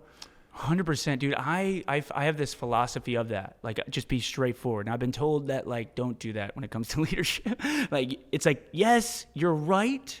And it's probably for the employee's own good, but you should probably like talk around it and like these fucking with word magic. And I'm like, God, that's not my way of doing it. It's just like, here's the problem, and I want you to be the best you can be. You've told me we sit down for intentional meetings. What do you think about that? So therapeutic communication. All about it. It's just you have to be honest, and when they do a good job, you have to acknowledge when they did a good job. Like you have to be. It's not that I'm trying to get better, so I'm only talking to you in terms of how to get better. You have to be just honest with them and diagnose with the honesty. When I am training and I see one of my front desk girls and she's on her hands or knees and she's underneath one of the pieces of equipment and she's wiping, I made a mental note. I have to tell her that I appreciate her doing that. Now it's an expectation. That's part of her job. And I expect her to do that. So just because I expect it doesn't mean that I'm not appreciative that she does. So I will make sure next time I see her, go, hey, I really saw you on underneath that leg fly. You got underneath and you got that cord. So I go, hey, I appreciate you doing that. It makes this place better. And now next time I go to her and go, hey, you forgot this.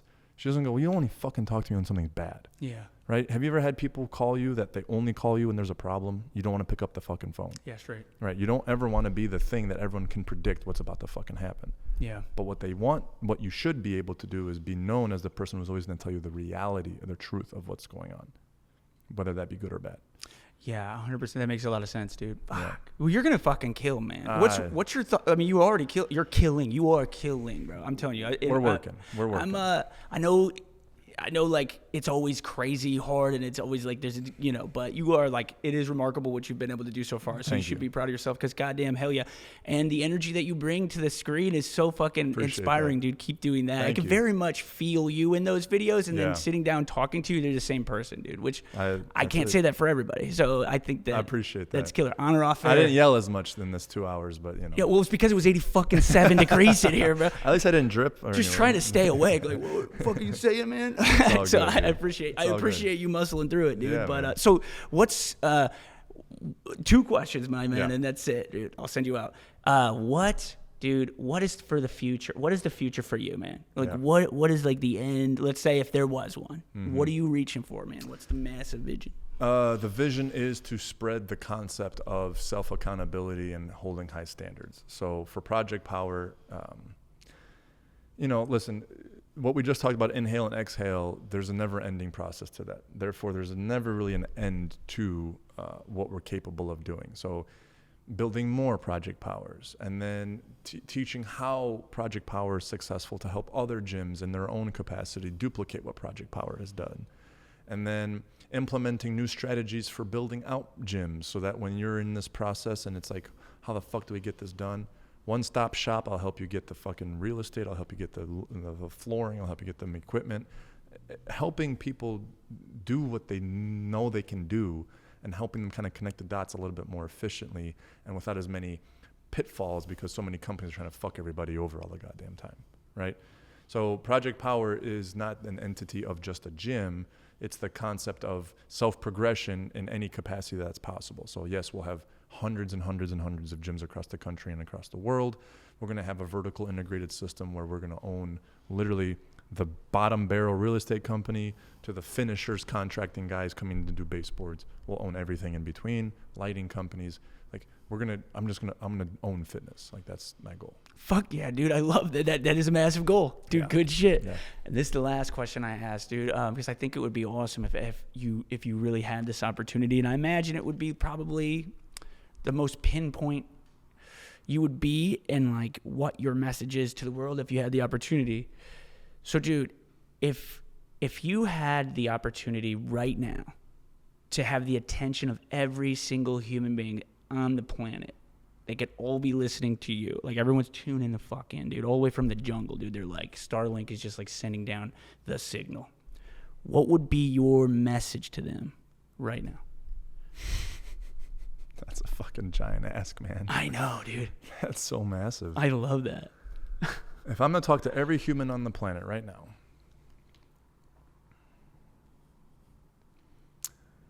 I would tell them that the pain is the point.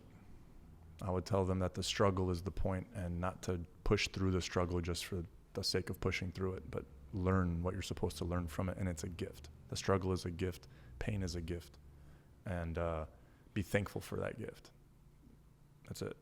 You know, I don't think there's anything else that without that base of knowledge, that foundational truth, I think you can solve and spider that into anything that you want to do. Because anything you're going to want to do is going to require struggle and pain, no matter what it is. And if you're avoidance of that, or if you think that there's a life outside of that, you're wrong. And so don't take your life away because you're trying to avoid problems. So I guess that's what I would say. Fucking beautiful, dude. Yeah. Fucking Bart, man. You, Thank you for coming in. I hate not saying your last name, but I don't want to botch don't even it. worry about it. No, say it. Say it though. Pietrzak. Pietrzak. Bartek Bogusław Pietrzak. Oh my gosh, that's a fucking beautiful name, dude. Thanks, my name is Jordan Gonzalez. Yeah, well, there you go. Polish like, and like, you know. Just that was like poetic in the way it came out. It was very like it was. English is my second language. I don't know if you knew that. I didn't know that. Yeah, I'm Polish fluently. I was born in Chicago, but I didn't learn English when I was like 7. Wow, yeah. That's wild. I know because I can hear like the accent, dude. Yeah. Oh my god, but I wouldn't tell if you didn't like say it. Really? That's it. That's fucking. You can thought I was from Chicago. So funny. Yeah. Dude, that's incredible. How long did you just like grow up and did you learn? My parents they didn't speak much English, so like we had Polish delis around us and Polish food, Polish TV, Polish magazines, Polish friends. So like until I went to like grade school, actually Mr. Rogers taught me English. I remember that's how I learned English. Fucking that guy did so much for this planet, dude. I fucking love that guy. Well, think about it. Like now you're inspiring everybody. You're inspiring me, dude. You've done what you've done is incredible, dude. Yeah, thank you. And it's inspired me because what I've seen you do, I'm like, there's things that I haven't done. Like I haven't posted 1,559 fucking. That doesn't matter though, dude. I know it doesn't. 1,559, but who's counting? It just makes me think. It's this. It's like if I haven't accomplished it, it's not because I can't do it. It's because I haven't done everything that I can do to make it happen. Yeah. There's more things because clearly, like you've done things I haven't done, so try that or then try something else. But only it's if you want to, if you want to, 100%. Only if you want to. See, that's the fucking thing. Totally. Is like the Goggins thing and like starting to run. Like I don't enjoy running, and it's not like I don't enjoy it because it's hard. It's because I've ran and it's done fucking nothing for me. Yeah. Like legitimately, honest to God, it did nothing for me. So I'm like, it's just not for me. I don't need to prove anything to anybody. You know what I'm saying? 100%. So like, do your fucking thing and be okay with it and just make sure it's your fucking thing. Right. That is important because that is like something that I definitely, just me personally, it's like, again, I've told you this the whole podcast. It's like, I guess what inspires me is that people have done it with in an infinite amount of ways. Yeah. Like we were talking about. And that means that I can do that. What I've had trouble with is being inspired by somebody and I'm really impressionable. So like if somebody if I really admire me, so I'm like, man, that's a model of like somebody who I want to be. I'd be like, so I need to do these things because they're doing it. And then it's like, that's not true. Okay, so that's maybe the last point to bring up because that's exactly right. I saw Andy do a lot of things. And I remember scenarios and how he acted in those scenarios, right? So the surface level reaction to that is, oh, when someone's insubordinate, this is how you should act. Yeah. But no. What I noticed, and if I took a step back, I just go, he ran toward the roar. He never backed down from the danger or the fear. I don't care how he did what he did, but what he did was he attacked the thing that would scare the typical person. Yeah. Right? So I can attack that same insubordinate employee in a completely different way. But the fact that I didn't just let it go is the secret. Not how he yelled at him or didn't yell at him. You know what I'm saying? Totally. Because you might have a much better response from that employee in a completely different capacity than what you observed. But because you're trying to be what you observed, you force a way of acting onto an insubordinate employee that doesn't get a positive reaction. And now you're like, I don't get it. I did everything the leader did. I did everything the influencer did. I did everything they did. And I don't have the same shit. Well, it's because it's not what they did, but why they did it, or, you know what I mean? That's the concept. Add your own sauce, but you know what I mean? Yeah, I do, 100%. And it's, oh, man, I'm going to keep you here all fucking day. I know I'm going to. But thank you so much for being on the podcast. Dude, when or where can people find you, Mr. Bart? Okay, so I have my own podcast. It's called Find Another Zero on Spotify, YouTube. Instagram, we are Project Powered Gym. Facebook, we are Project Power Gym. That's the entity. And then myself, Bart Pietrzak, B-A-R-T, last name P-I-E-T-R-Z-A-K. You can find me on Instagram and Facebook as well. And all of that stuff will be in the description. So you know where to fucking find that. Thank you, everybody, who listened this far. Damn. Yeah. Dude, you're the fucking real ones. So we appreciate you. You're the ones who make it fucking possible. As always, fucking Trey, our fucking producer. Thanks for sticking through that, bro. Absolutely, dude. He was getting ready for the heat. He was like, fuck, dude. Do you know that he was doing curls and lateral raises? Yeah, I see him over there. I wish we had a camera that we could have posted. Because that motherfucker just grew his arms while we did our fucking podcast. How about that? It's all about time efficiency. That's what I'm saying. Tell me you can't. Tell me you can't. Right straight there, up, man. Straight up. Yeah. Well, thank you so much, man. Thank you so much for coming, everybody. Thank you, Trey. Thank you.